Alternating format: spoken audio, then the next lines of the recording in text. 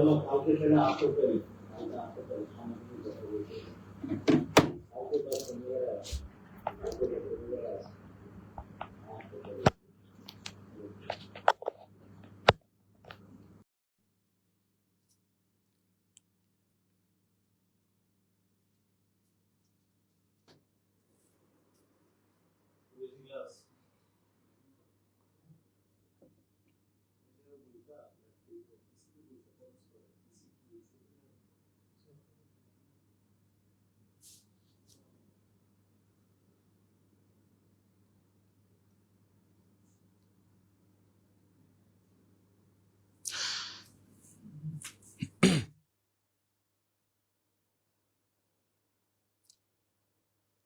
আসসালামু আলাইকুম। সবাইকে আজকের এই লাইভ ক্লাসে স্বাগত।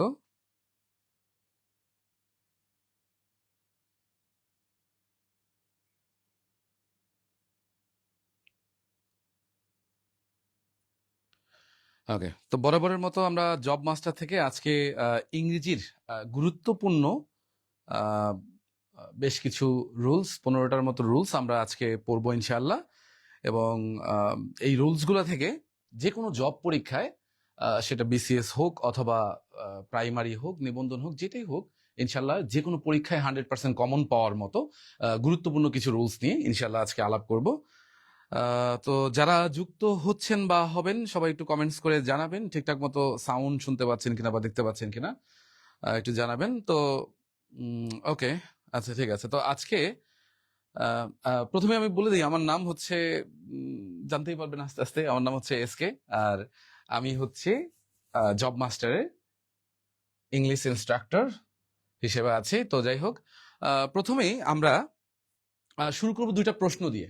ঠিক আছে, দুইটা প্রশ্ন আমি আপনাদের জন্য স্ক্রিনে রাখলাম। এই দুইটা প্রশ্ন আগে আমরা একটু চেষ্টা করি, দেখি যে এই দুইটা প্রশ্ন সলভ করতে পারি কিনা। আর আপনারা দেখবেন যে বিগত বছরে বিভিন্ন চাকরি পরীক্ষায় সেটা একদম নবম গ্রেড থেকে শুরু করে একদম 20তম গ্রেডের যত চাকরি পরীক্ষা আছে, ম্যাক্সিমাম চাকরি পরীক্ষায় পার্টস অফ স্পিচ আইডেন্টিফিকেশনের প্রশ্ন কিন্তু আসে। ঠিক আছে, তো পার্টস অফ স্পিচ আইডেন্টিফিকেশনের গুরুত্বপূর্ণ একটা টাইপস নিয়ে প্রথম আলাপ করব। তো এখানে দুইটা প্রশ্ন দেখতে পাচ্ছেন স্ক্রিনে। প্রথম প্রশ্নটা যেটা দেয়া আছে এখানে, এই আন্ডারলাইন করা যে আন্ডারলাইন করা যে ওয়ার্ডটা আপনি দেখতে পাচ্ছেন ঢাকা, আপনাকে প্রশ্নে জিজ্ঞেস করেছে বা করবে যে এই ঢাকা কোন পার্টস অফ স্পিচ। ঠিক আছে, underline word in which parts of speech. ঠিক আছে, এটা আপনার কাছে প্রশ্ন। তো যারা আছেন যুক্ত হয়ে একটু কমেন্টস করে জানাতে পারেন যে ঢাকা কোন পার্টস অফ স্পিচ, অথবা পরবর্তীতে যারা লাইভটা দেখছেন তারা অবশ্যই কমেন্টস করবেন, কমেন্টস করে জানাবেন। আচ্ছা ঠিক আছে, তো আচ্ছা ঠিক আছে, দ্বিতীয় প্রশ্নটা দেখেন। দ্বিতীয় প্রশ্ন যেটা দেওয়া আছে এখানেও সেম প্রশ্ন, সেম প্যাটার্নের একটা প্রশ্ন, যে ওয়াকিং, এই বাক্যে ওয়াকিংটা কোন পার্টস অফ স্পিচ, এটা হচ্ছে প্রশ্ন। এইরকম প্রশ্ন কিন্তু বিগত বছরের বিভিন্ন চাকরি পরীক্ষায় অ্যাভেলেবল কিন্তু সবসময় আসছে। ঠিক আছে, তো আসেন আমরা এই দুইটা প্রশ্ন আমরা কিভাবে সলভ করব। তবে তার আগে আমি আপনাদের একটু কয়েক সেকেন্ড সময় দিই, আপনারা একটু চেষ্টা করেন, উত্তর দেওয়ার চেষ্টা করেন।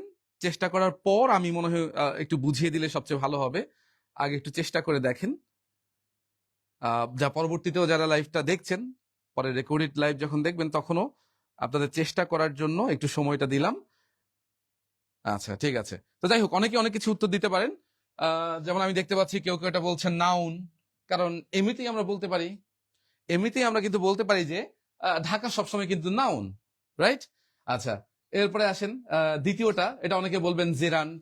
আচ্ছা ঠিক আছে, আবার কেউ কেউ বলবেন এটা হচ্ছে পার্টিসিপল। ওকে ঠিক আছে, কিন্তু আমি জিজ্ঞেস করছি যে এটা কোন পার্টস অফ স্পিচ। ঠিক আছে, ওয়াকিংটা কোন পার্টস অফ স্পিচ। আচ্ছা ওকে ঠিক আছে, তো যাই হোক, আমি দুইটা প্রশ্নেরই উত্তর আবার দিয়ে দিচ্ছি, তবে তার আগে আমি একটু ব্যাপারটা শিখে আসি, একটু জেনে নেই আমরা যে কিভাবে আমরা আইডেন্টিফাই করব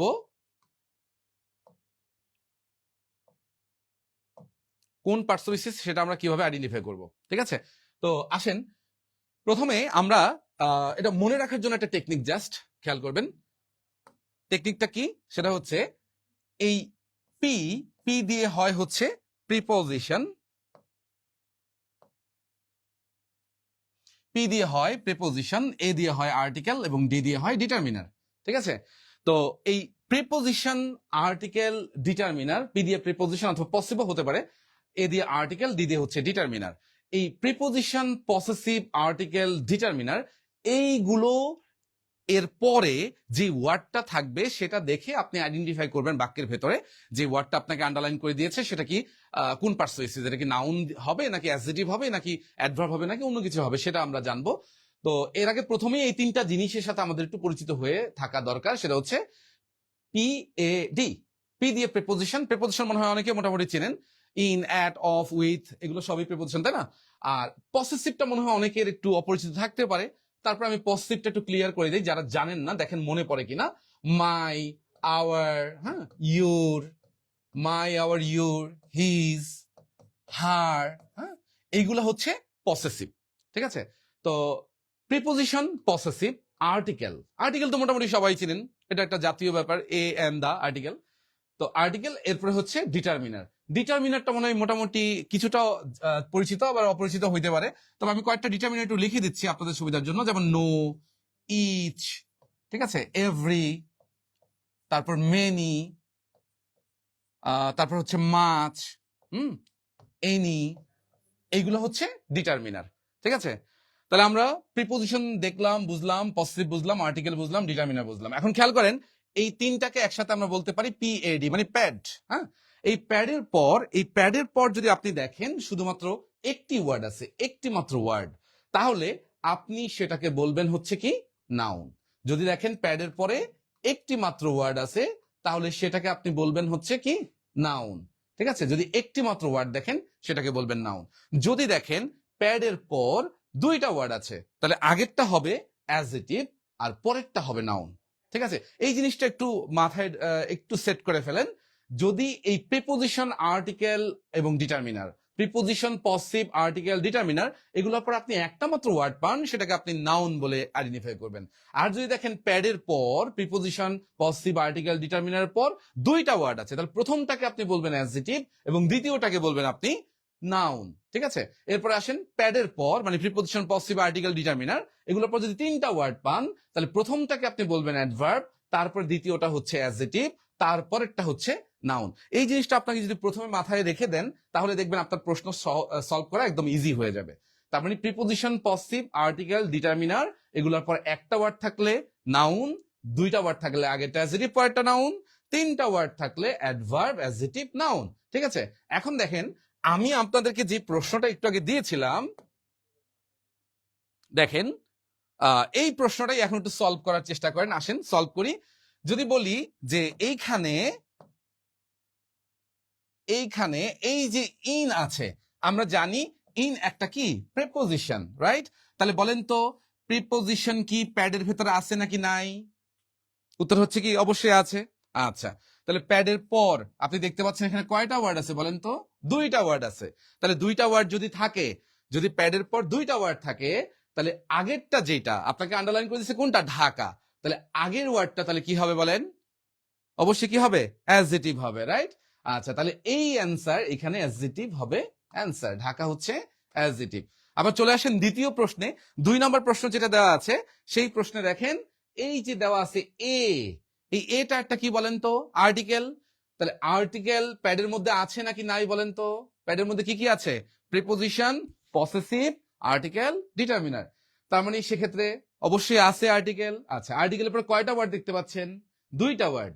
তাহলে আর্টিকেলের পর যখন দুইটা ওয়ার্ড থাকে আগের যেই ওয়ার্ডটা আপনাকে আন্ডারলাইন করে দিচ্ছে সেটা কি হবে বলেন তো? তাহলে ওই আগেরটার মতোই সেম, কি বলেন? অ্যাডজেক্টিভ। ঠিক আছে, ওকে, ঠিক আছে। আমরা আরো কিছু প্রশ্ন একটু দেখবো, কেমন?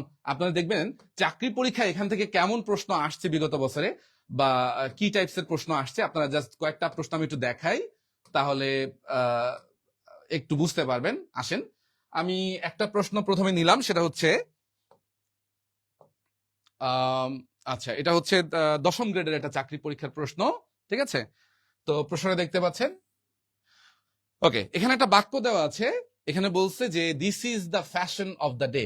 আপনাকে বলছে এই যে বাক্যটা, এই বাক্যের ভেতরে ফ্যাশন, এই ফ্যাশনটা কোন পার্টস অফ স্পিচ, ফ্যাশন কোন পার্টস অফ স্পিচ। এখন আপনি একটু তাকান তো, দেখেন তো, খেয়াল করেন তো, এই যে দা দেওয়া আছে, আমরা জানি কি দা একটা আর্টিকেল। আচ্ছা ঠিক আছে, তাহলে দেখেন এই আর্টিকেল মানে প্যাডের মধ্যে পড়ে কিনা বলেন তো। অবশ্যই প্যাডের মধ্যে আছে না, প্যাডের মধ্যে আর্টিকেল আছে নাকি নাই, অবশ্যই আছে তাই না। আচ্ছা তাহলে দেখেন এই প্যাডের পরে আপনি দেখতে পাচ্ছেন একটা ওয়ার্ড আছে। এখন অনেকে আবার বলবেন, আমি জানি অনেকে বলবেন এখানে অফ আছে, দা আছে, হ্যাঁ, আবার পিছনে ডে আছে। তাহলে এই ক্ষেত্রে খেয়াল করেন এখানে তো অফ আছে, অফ তো প্রিপোজিশনই, প্রিপোজিশন তো প্রিপোজিশনই, এটাকে তো আপনার অন্য নাউন অ্যাডজেক্টিভ অ্যাডভার্ব বানানোর কিছু নাই তাই না। প্রিপোজিশন থাকলে এটা ধরার দরকার নেই। আপনি এখানে দেখতে পাচ্ছেন একটাই মাত্র ওয়ার্ড আছে, এগুলো বাদ দেন, প্রিপোজিশন থেকে শুরু করে এই জিনিসটা বাদ দেন। বাদ দিলে মূলত আপনি কয়টা ওয়ার্ড পাচ্ছেন, একটাই ওয়ার্ড পাচ্ছেন, সেই ওয়ার্ডটা কি তাহলে, নাউন। ঠিক আছে, তাহলে ফ্যাশন, এই বাক্যে ফ্যাশন আমরা কি অ্যান্সার দিব, অ্যান্সার দিব হচ্ছে নাউন। আচ্ছা ঠিক আছে, তারপরে চলে আসেন আরো কয়েকটা কোয়েশ্চেন আমরা একটু সলভ করব।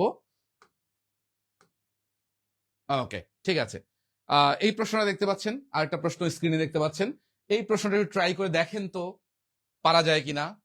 আপনাকে জিজ্ঞেস করা হয়েছে যে এই বাক্যেও সেম আগেরটার মতোই প্রশ্ন, খেয়াল করেন এই বাক্যে এই যে ফার্স্ট, এই ফার্স্ট শব্দটা কোন পার্সোনাল। নর্মালি আপনি যদি বলেন ফার্স্ট, আপনি বলবেন যে হ্যাঁ এটা একটা কি বলে অ্যাডভার্ব, বলবেন যে ফার্স্ট মানে দ্রুত গতির, তাই না, অনেকেই এটা বলবেন অ্যাডভার্ব। কিন্তু একটু ভালো করে তাকিয়ে দেখেন তো এখানে যে ফার্স্ট শব্দটা আছে এটা কার পরে আছে বলেন তো, এই দায়ের পরে আছে। দায়েরটা কি, আর্টিকেল। এখন বলেন তো আর্টিকেল কি প্যাডের মধ্যে আছে নাকি নাই, উত্তর কি প্যাডের মধ্যে আছে তাই না। আচ্ছা তাহলে প্যাডের পরে আপনি দেখতে পাচ্ছেন একটা ওয়ার্ড আছে। এখন আবার বলবেন যে ফর আছে, এ উইক আছে, ফর তো প্রিপোজিশন, এটাকে আপনি বাদ দেন, প্রিপোজিশন থাকলে আপনি বাদ দিতে পারবেন, সমস্যা নাই। তাহলে এখানে আলটিমেটলি ওয়ার্ড পাচ্ছেন কয়টা, একটা। এখন বলেন প্যাডের পরে যদি একটা ওয়ার্ডই পাই আমরা তাহলে কি বলবো, সেটাকে নাউন বলবো। ঠিক আছে, তাহলে এই ক্ষেত্রে উত্তর কি, নাউন। ঠিক আছে, আচ্ছা সেম প্যাটার্নে আমরা আরো কয়েকটা প্রশ্ন একটু দেখবো, খেয়াল করেন। আমি স্ক্রিনে আপনাদের জন্য আরেকটা প্রশ্ন রাখলাম, এটাও অলরেডি সহকারী পরিচালক মাদক নিয়ন্ত্রণ, এখানে ইতিমধ্যে এই প্রশ্নটা আসছে। আপনারা একটু চেষ্টা করে দেখেন যে এই কোশ্চেনটা সলভ করতে পারেন কিনা।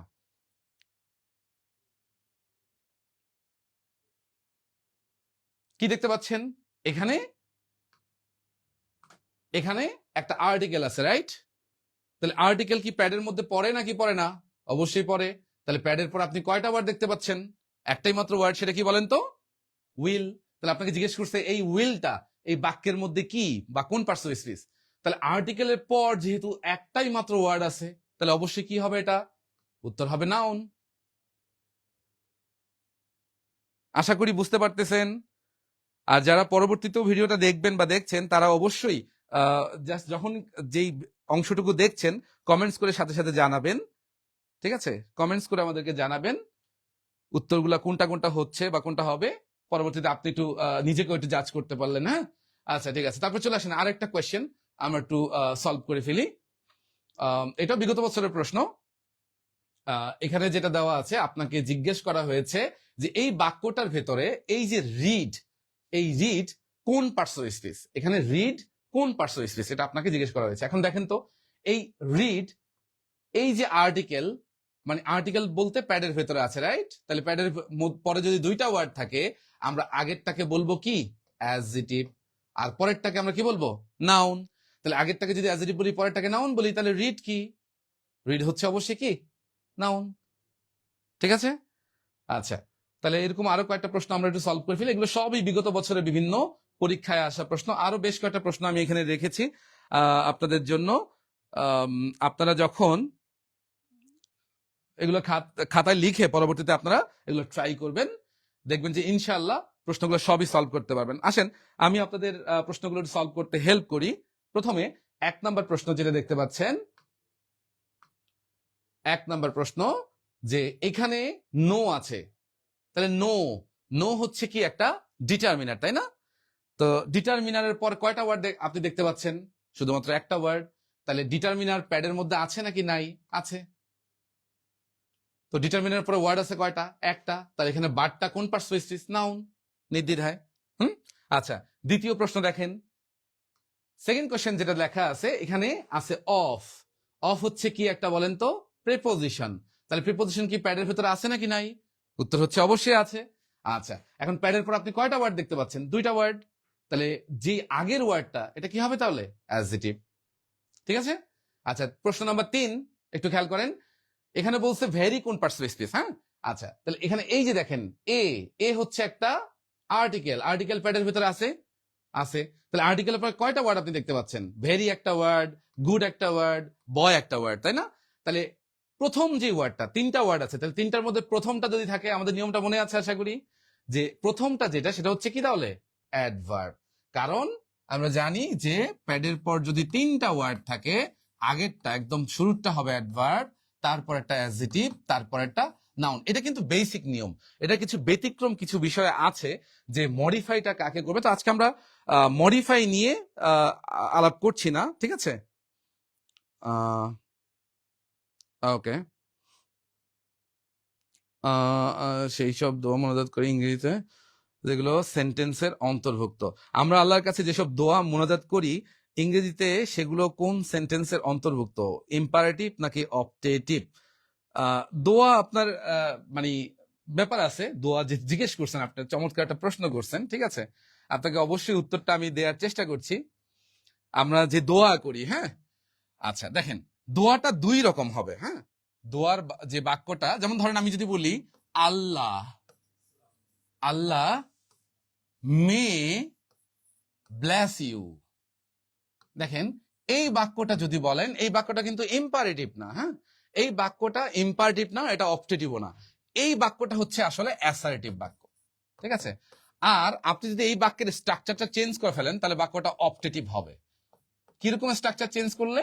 যেমন আপনি যদি বলেন may Allah bless you, just structure change করার কারণে এই বাক্যটা কিন্তু আর অ্যাসার্টিভ থাকলো না, এটা কিন্তু অপটেটিভ সেন্টেন্সের মতো হয়ে গেল, ঠিক আছে? তো বেসিক্যালি বলা যায় এটা মানে অপটেটিভ সেন্টেন্স, আশীর্বাদ যেগুলো করা হয়, তবে স্ট্রাকচারটা দেখতে হবে। শুধুমাত্র মানে দোয়া ব্যাপারটা এরকম না, দোয়ার পাশাপাশি স্ট্রাকচারটা একটু খেয়াল করতে হবে যে কিভাবে আছে বাক্যটা। হ্যাঁ, বর্ণনামূলক ভাবে আছে নাকি অন্য কোনো ভাবে দেওয়া আছে, ঠিক আছে? ওকে, যাই হোক, আমরা তাহলে যেখানে ছিলাম, আপনি মাঝখানে একটা প্রশ্ন করলেন, আমি উত্তর দেওয়ার চেষ্টা করলাম, সময় তো ভাই। তো চলে আসেন নেক্সট, আমরা যেখানে ছিলাম, আমরা 3 নম্বর পর্যন্ত প্রশ্ন সলভ করছিলাম না? আচ্ছা, ঠিক আছে। তারপর 4 নম্বর প্রশ্ন একটু ঝটপট সলভ করে ফেলবেন। ইউর লেখা আছে, ইউর, ইউর হচ্ছে কি একটা পসেসিভ, তাহলে প্যাডের মধ্যে অবশ্যই আছে। তো পসেসিভের পর আপনি কয়টা ওয়ার্ড দেখতে পাচ্ছেন? একটাই মাত্র ওয়ার্ড আছে, তাহলে উত্তর কি হবে বলেন? এটা হচ্ছে একটা নাউন। আচ্ছা, প্রশ্ন নাম্বার 5 একটু দেখেন। প্রশ্ন নাম্বার 5 এখানে আছে এ, ওকে, এখানে আছে এ, এ হচ্ছে কি একটা আর্টিকেল, তার মানে এটা প্যাডের মধ্যে পড়ে। প্যাডের পরে কয়টা ওয়ার্ড আছে? একটা ওয়ার্ড আছে, তাহলে উত্তর হবে কি? নাউন। এরপর চলে আসেন 6 নাম্বার প্রশ্ন।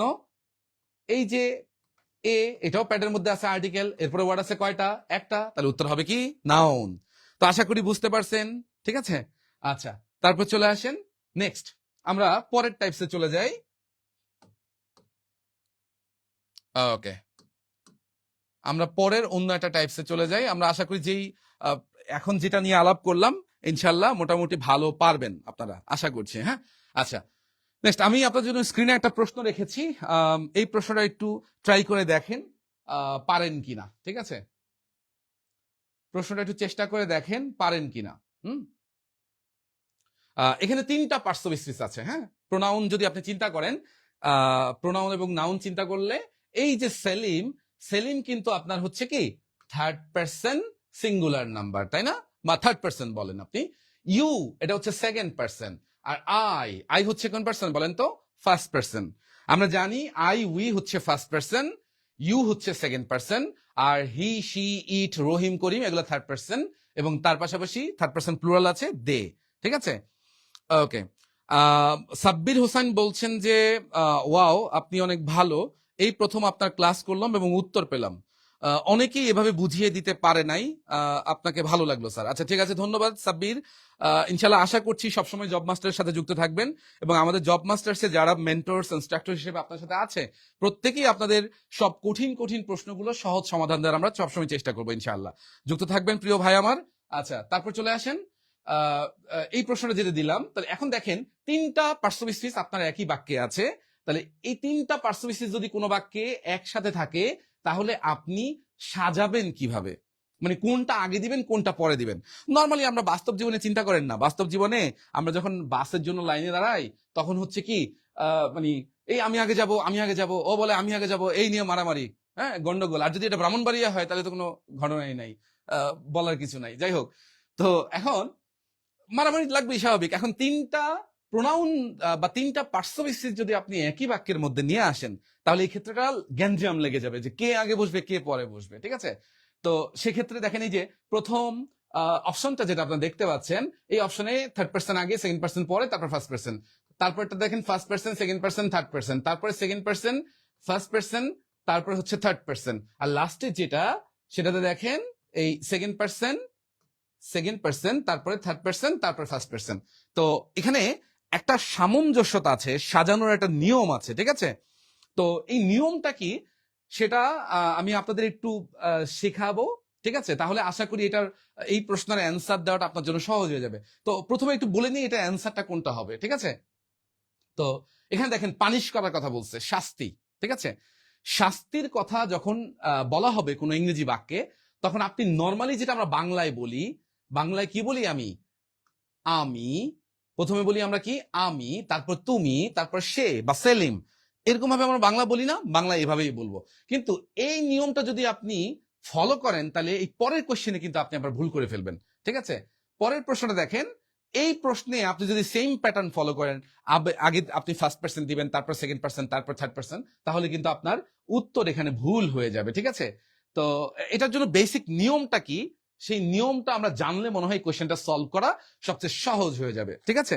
তো আসেন আমরা একটু নিয়মটা জেনে নিই, কেমন? আচ্ছা, ঠিক আছে। তো আসেন প্রথমে নিয়মটা জেনে নেই। খেয়াল করবেন প্রিয় ভাই বোনেরা, যে যদি আপনি কোনো বাক্যে তিনটা পার্সন যদি আপনার একই সাথে চলে আসতে চায়, বা একের অধিক পার্সন যদি একসাথে চলে আসে, ধরেন first person, second person, third person, তিনটাই চলে আসলো, অথবা দুইটা person, first person, second person, অথবা সেকেন্ড পার্সন, থার্ড পার্সন, এরকম যদি চলে আসে, আপনাকে সিরিয়াল করতে হবে, ঠিক আছে? আচ্ছা, মানে একের অধিক পার্সন বলতে কোথাও দেখবেন ফার্স্ট পার্সনের সাথে সেকেন্ড পার্সনে চলে আসছে, তাহলে সিরিয়ালটা কি হবে খেয়াল করতে হবে। আবার দেখবেন কোথাও কোথাও ফার্স্ট পার্সনের সাথে থার্ড পার্সন চলে আসছে, কিভাবে সিরিয়াল করবেন বুঝতে হবে। তারপরে মাঝে মাঝে দেখবেন আবার সেকেন্ড পার্সনের সাথে থার্ড পার্সন চলে আসবে, তাহলে কেউ তো আগে যেতে যাবে, কেউ পরে যেতে যাবে, তাই না? তাহলে সেক্ষেত্রে আপনাকে এটা সিরিয়াল করে দিতে হবে। সিরিয়ালটা কি আসেন ভাই একটু খেয়াল করি কিভাবে আমরা সাজাবো, কেমন? আচ্ছা, ঠিক আছে, ওকে, ঠিক আছে। তা আসেন আমরা যদি কোনো ইংরেজি বাক্য দ্বারা বুঝাই সাধারণ কোনো ব্যাপার, সাধারণ নর্মাল একটা ফ্যাক্ট, যে কেউ নাচে, ধরেন নোরা ফাতেহি নাচতেছে, ক্যাটরিনা গান গাইতে, ক্যাটরিনা তো গান গায় না, নাচে, অথবা এরকম যে কোনো একটা ফ্যাক্ট বললেন, এই কয়েকজন মিলে নাচতেছে, দুই তিনজন, ঠিক আছে? এরকম কথাগুলো যখন বলবেন, নর্মাল বিষয়, সাধারণ একটা বাক্য, ঠিক আছে? তাহলে সেই ক্ষেত্রে আপনাকে সাজানোর ক্ষেত্রে মনে রাখতে হবে যে প্রথম আপনাকে বলতে হবে সেকেন্ড পার্সন যেটা, সেটাকে মানে সিরিয়ালটা আপনাকে করে দিতে হবে। প্রথমে আপনি ডাকবেন কাকে? এই সেকেন্ড পার্সন কোথায় আছো, আসো, সামনে আসো। তারপরে কাকে ডাকবেন? আপনি ডাকবেন থার্ড পার্সনকে, এই থার্ড পার্সন কে আছো, সামনে চলে আসো। থার্ড পার্সন কোনগুলা জানেন তো? থার্ড পার্সন হচ্ছে হি, শি, হি, শি, ইট, অথবা রহিম, করিম, জব্বার, যেটাই বলেন না কেন, সেগুলো সবই কি থার্ড পার্সন, তাই না? আচ্ছা, অথবা দেও হইতে পারে, হ্যাঁ, থার্ড পার্সন প্লুরাল বললে দেও হতে পারে, ঠিক আছে? তো প্রথমে আনবেন সেকেন্ড পার্সনকে, যে লাইনে দাঁড়ায় যাও তুমি সামনে, তারপরে কাকে ডাকবেন? থার্ড পার্সনকে ডাকবেন, তারপরে কাকে ডাকবেন? ফার্স্ট পার্সনকে ডাকবেন, মানে আই অথবা উই থাকলে লাস্টে চলে আসবে, ঠিক আছে? তার মানে আমরা বাংলার সাথে এখানে একটা অমিল দেখতে পাচ্ছি, তুমি, সে, আমি। আপনার কাছে উইয়ার্ড লাগলেও ইংরেজির ক্ষেত্রে আপনাকে স্ট্রাকচারটা এভাবেই করতে হবে। প্রথমে আপনাকে সেকেন্ড পার্সনকে রাখতে হবে, তারপরে থার্ড পার্সন, তারপরে আপনার ফার্স্ট পার্সনকে রাখতে হবে। আচ্ছা, ঠিক আছে। আরেকজন কমেন্টস করেছে রিগাল, যে নাইস ক্লাস। আচ্ছা, ধন্যবাদ। আচ্ছা, ঠিক আছে, যারা যুক্ত হয়ে আছেন অথবা পরবর্তীতে আমাদের এই লাইভ রেকর্ডেড ক্লাসটা দেখছেন পরবর্তীতে, অবশ্যই কমেন্টস করে জানাবেন যে প্রশ্নগুলো আমরা পড়ছি বা আমি আপনাদের জিজ্ঞেস করছি সেগুলো কি বুঝতে পারতেছেন, অথবা মানে কতটুকু বুঝছেন সেটা কমেন্টস করে জানাবেন, ঠিক আছে? যেই সময় আপনি পরবর্তীতে দেখবেন তখনও কিন্তু কমেন্টস করবেন, হ্যাঁ? আচ্ছা, তো যদি সাধারণ কোনো বিষয় বা সাধারণ কোনো কাজ বোঝায়, তাহলে আমরা কি করব? প্রথম সেকেন্ড পার্সন, তারপর থার্ড পার্সন, তারপরে কি ফার্স্ট পার্সন দিব। আর মনে রাখার টেকনিক কি, শর্টকাট আপনি মনে রাখতে পারেন 231, মানে second person, third person, first person, 231, ঠিক আছে? আচ্ছা, ঠিক আছে। আচ্ছা, রুহুল ভুইয়া জনি বলছে অসাম প্রেজেন্টেশন। আচ্ছা, ঠিক আছে, থ্যাংক ইউ। ধন্যবাদ। আচ্ছা, তারপর চলে আসেন নেক্সট।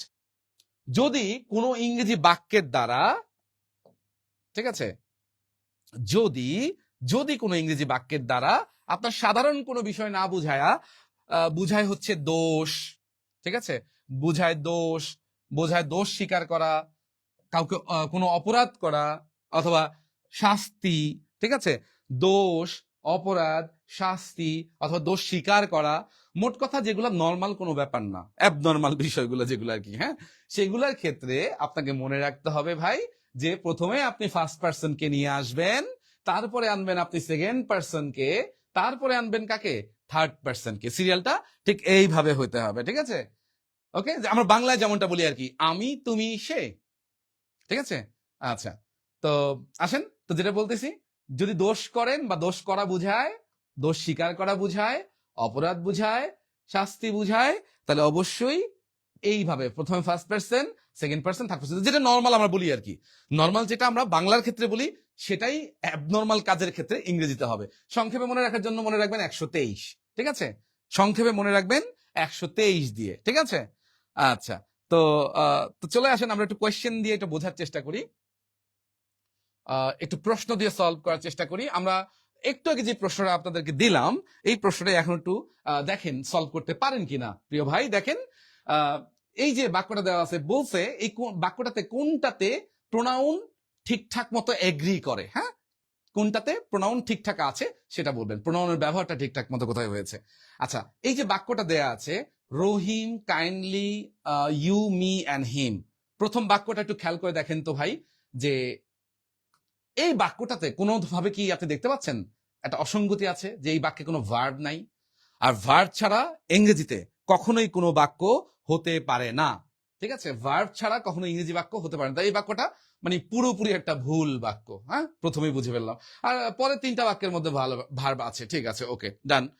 এরপরে আসেন, এখানে হেল্প করার কথা বলছে, যেহেতু এটা হেল্প করার কথা বলছে, তার মানে এটা সাধারণ একটা বাক্য। সাধারণ ইংরেজি বাক্যের ক্ষেত্রে আমাদের নিয়ম কি বলেন তো? সাধারণ ইংরেজি বাক্য যদি হয় 231, অর্থাৎ সেকেন্ড পার্সন, থার্ড পার্সন, তারপর ফার্স্ট পার্সন, ঠিক আছে? কারণ এই বাক্যটা হেল্প করা, সাহায্য করা, কোনো দোষ, অপরাধ, শাস্তি তো নাই, তাহলে এই ক্ষেত্রে প্রথমেই আমরা বলবো সেকেন্ড পার্সন, মানে আমাদেরকে বলতে হবে ইউ দিয়ে। দেখেন তো এখানে ইউ সামনে আছে, তারপরে আছে হিম, তার মানে 2 আছে, 3 আছে, এরপরে কি আছে, 1 আছে। এটা মনে হয় সাজানো ঠিকঠাক আছে, মনে হয় রেখে দিলাম আমরা, কেমন? আচ্ছা, চলে আসেন তৃতীয় অপশনে। তৃতীয় অপশন যেটা লেখা আছে মি, মি মানি 1 ফার্স্ট পার্সন, হিম মানি কি থার্ড পার্সন, আর ইউ মানি সেকেন্ড পার্সন। তাহলে এখানে তো 132 হয়ে গেল। 132 কি কোনো নিয়ম আছে বলেন তো প্রিয় ভাই আমার, প্রিয় বোন আমার, বলেন আছে? নাই? আচ্ছা, নাই। তারপর চলে আসেন, তাহলে এটা মনে হয় আমাদের নিয়ম অনুযায়ী হচ্ছেই না, হ্যাঁ। 4 নম্বর অপশনটা একটু খেয়াল করেন। প্রথম অপশনে আছে হিম মানে থার্ড পার্সন, তারপরে অপশনে আছে ইউ মানে সেকেন্ড পার্সন, তারপরে অপশনে আছে কি মি মানে হচ্ছে ফার্স্ট পার্সন, ঠিক আছে? তাহলে এখন বলেন, প্রথমে 3, তারপরে 2, তারপরে 1, মানে 321, এরকম কোনো নিয়ম পড়ছি আমরা? সাধারণ ইংরেজিতে আমরা সাধারণ যদি কোনো বাক্য বুঝাই তাহলে লিখবো 231, আর যদি অপরাধ বা অসাধারণ কোনো কিছু বুঝাই তাহলে আমাদের লিখতে হবে 123। এই 231, 123 এর বাইরে যাওয়ার সুযোগ নাই। আচ্ছা, ঠিক আছে, তাহলে এই ক্ষেত্রে আমাদের অ্যান্সার কোনটা? লাস্টেটা তো হচ্ছেই না, second person, third person, first person, এটা সাধারণ একটা ব্যাপার, তাহলে আমাদের অ্যান্সার হবে অপশন বি। আশা করি সবাই বুঝতে পারছেন, ঠিক আছে? আচ্ছা, ঠিক আছে। তো আরেকটা কোয়েশ্চেন, আমি আরেকটা প্রশ্ন যে দিলাম একটু আগে, ওটা তো সলভ করলাম না, এটা বলেন তাহলে। এটা বুঝাইছে কি দোষ, অপরাধ, শাস্তি, এই যে পানিশ করার কথা বলছে, পানিশ, পানিশ, পানিশ মানে কি শাস্তি। তাহলে শাস্তির কথা যদি বলেন, তো শাস্তির কথা বললে আপনাকে কি বলতে হবে? প্রথমে আপনাকে বলতে হবে কি? শাস্তির কথা বললে প্রথমে ফার্স্ট পার্সন, তারপরে সেকেন্ড পার্সন, তারপর থার্ড পার্সন। তাহলে একটু মিলাই, সেলিম এটা হচ্ছে third person, you second person, I first person. তাহলে এটা 321 হয়ে গেল, হবে? হবে না। আমাদের লাগবে কি 123, first person, second person, third person. তাহলে এটা মনে হয় মোটামুটি ঠিক আছে, 1 2 3। এটাতে সেকেন্ড পার্সন আগে, তারপর ফার্স্ট পার্সন, তারপরে থার্ড পার্সন, এরকম তো কোনো নিয়মই নাই। আচ্ছা, তারপরে সেকেন্ড পার্সন, তারপরে থার্ড পার্সন, তারপরে ফার্স্ট পার্সন। এই নিয়মটা তো দোষ, অপরাধ, শাস্তির ক্ষেত্রে হবে? হবে না। তাহলে এক্ষেত্রে আমাদের আলটিমেটলি অ্যান্সার কোনটা বলেন তো? First person, second person, third person. তাহলে উত্তর হবে বি নাম্বার অপশন। এই যে বি নাম্বার, যেটা I first person, you second person, and Selim third person. আশা করি বুঝতে পারছেন, সবাই বুঝতে পারছেন। আচ্ছা ঠিক আছে, তো এরকম আরো দু একটা প্রশ্ন কি আমরা সলভ করতে পারি? আরো দু একটা প্রশ্ন কি আমরা সলভ করতে পারি? আচ্ছা, আমি আপনাদের জন্য স্ক্রিনে দিয়ে রাখছি, আপনারা পরবর্তীতে এখন যারা দেখছেন তারাও কমেন্টস করে জানাবেন, এবং পরবর্তীতে যারা এই রেকর্ডেড ক্লাসটাও দেখবেন তারাও ইনস্ট্যান্ট কমেন্টটা করবেন যখন ক্লাসটা দেখবেন। ঠিক আছে? আচ্ছা ওকে, যারা যুক্ত হয়ে আছেন তারাও একটু কমেন্টস করে জানান এইটার উত্তরটা কি হবে। প্রেজেন্ট ইন দ্য ক্লাস, তার মানে এটা উপস্থিত থাকার কথা বলছে। এটা কোনো দোষ, অপরাধ, শাস্তি কোনো কিছু আছে? এটা নর্মাল একটা বিষয়। আর নর্মাল বিষয় হইলে আমাদের কি বলতে হবে? 200 কত বলেন? 231। 231। আচ্ছা, 231 কোনটাতে আছে মিলান? একটু মিলিয়ে দেখেন। এটাতে 1 2 3, না এটা হবে না, কাটা। এটাতে 2 আছে, তারপরে 3, তারপরে 1, এটা মনে হয় হতে পারে, রেখে দিলাম। এটাতেও 2 আছে, তারপরে 3, তারপরে 1, এটাও হতে পারে, রেখে দিলাম। ঠিক আছে, দুটা তো উত্তর হবে না কখনো। কেন হবে না সেটা একটু পরে বলতেছি। আচ্ছা, তারপরে এটাতে 3 2 1, এরকম তো কোনো নিয়মই নাই। তাহলে এই ক্ষেত্রে এটা তো বাদ। এখন আসেন অপশন বি আর সি এর মধ্যে খেলা। ঠিক আছে। আচ্ছা দেখেন, ইউ, হি এন্ড আই কয়জন? 3 জন। 3 জন বললে কি আমরা ওয়াজ বলবো না ওয়ার বলবো? তাহলে অবশ্যই আপনি বলবেন কি? ওয়ার বলবো, কারণ 3 জন।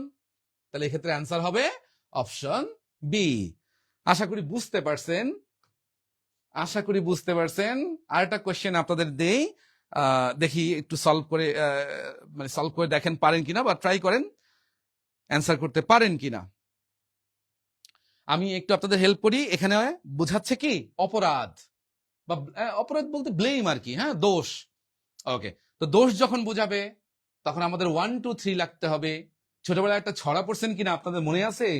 1 2 3 পাইলাম একটা, বলা যাবে না। ঠিক আছে, আচ্ছা চলে আসেন। ওকে, তো 1 2 3 রাখতে হবে আমাদের, কেমন? 1 2 3, আসেন।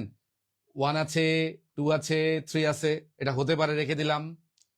এখানে 3 আছে, 2 আছে, 1 আছে, এটা হবে না। ওকে, আচ্ছা তারপরে next I first person, second person, third person, তার মানে 1 2 3 আছে, এটাও হতে পারে, রেখে দিলাম।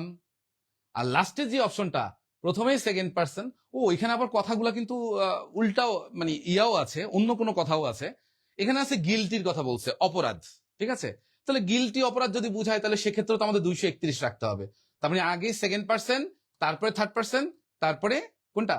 ফার্স্ট পার্সন, তাই না? আচ্ছা, ও না সরি, কি বলে 231 না, দোষ অপরাধ শাস্তি বুঝাইলে তো 1 2 3 রাখবো আমরা, তাই না? আচ্ছা, তো 1 2 3 যদি রাখি, আগে ফার্স্ট পার্সন, তারপর সেকেন্ড পার্সন, তারপর থার্ড পার্সন, তাহলে এখানে দেখেন আগে সেকেন্ড পার্সন আসছে, তারপর ফার্স্ট পার্সন, জিনিসটা তো উল্টা হয়ে গেল। তাহলে এখানে 4 নম্বর অপশনটাও কাটা। ঠিক আছে, আচ্ছা এরপরে আসেন option C. Option C, option B কি হবে নাকি হবে না? যেহেতু দোষ অপরাধ শাস্তি আছে, তাহলে 3 2 1 এটা হতেই পারে না, বাদ দিলাম। এরপরে 1 2 3, কিন্তু একটু বাক্যটা খেয়াল করেন, 1 2 3 হইলেও এখানে তো নর্মাল কথা বলছে, ওবে ইউর টিচার, তোমার টিচারকে তুমি মান্য করবা। নর্মাল কথার ক্ষেত্রে তো আমাকে 123-এ গেলে হবে না, 231-এ যেতে হবে। তার মানে কি এখানে তো 231 নাই, এখানে আছে 123। তাহলে এক্ষেত্রে আলটিমেটলি এটাও ভুল, মানে এখানে অপশন গুলা নেড়ে চেড়ে দিছে, বুঝতে পারছেন? আচ্ছা ওকে, তো যাই হোক, এটা তাহলে অ্যান্সার হবে এ নাম্বার। আশা করি এই কনসেপ্টটা ক্লিয়ার। আমরা পরবর্তী কনসেপ্টে চলে যাব। ওকে, পরবর্তী কনসেপ্টে চলে যাব। ওকে, এখানে আমি নেক্সট কনসেপ্ট নিয়ে একটু আলাপ করি, আসেন। না, আরেকটা প্রশ্ন দিব আপনাদের, দেখি কতটুকু পারেন। আরেকটা প্রশ্ন ট্রাই করি, হ্যাঁ। আচ্ছা, আরেকটা প্রশ্ন ট্রাই করি, যেই কনসেপ্ট আমরা পড়লাম এটার আরেকটা লাস্ট প্রশ্ন একটু ট্রাই করে দেখি, হ্যাঁ, যে কতটুকু আমরা বুঝলাম। ওকে, ঠিক আছে। এই প্রশ্নটা দেখতে পাচ্ছেন, এখানে 4টা অপশনই অবশ্য সেম কথাই বলছে, went there, went there, went there, মানে সেখানে গিয়েছিল, সেখানে গিয়েছিল, সেখানে গিয়েছিল, তাই না?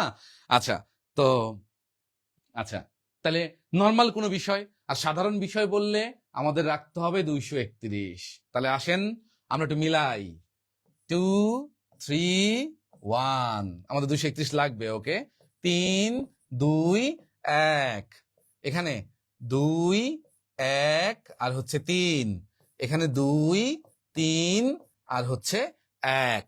তাহলে এখন আমাদের নিয়ম অনুসারে 231 কোনটা কোনটায় আছে বলেন তো? প্রথমটাতে আছে আর লাস্টেরটাতে আছে, যেহেতু এখানে নর্মাল একটা বিষয় বোঝাচ্ছে, তাই না?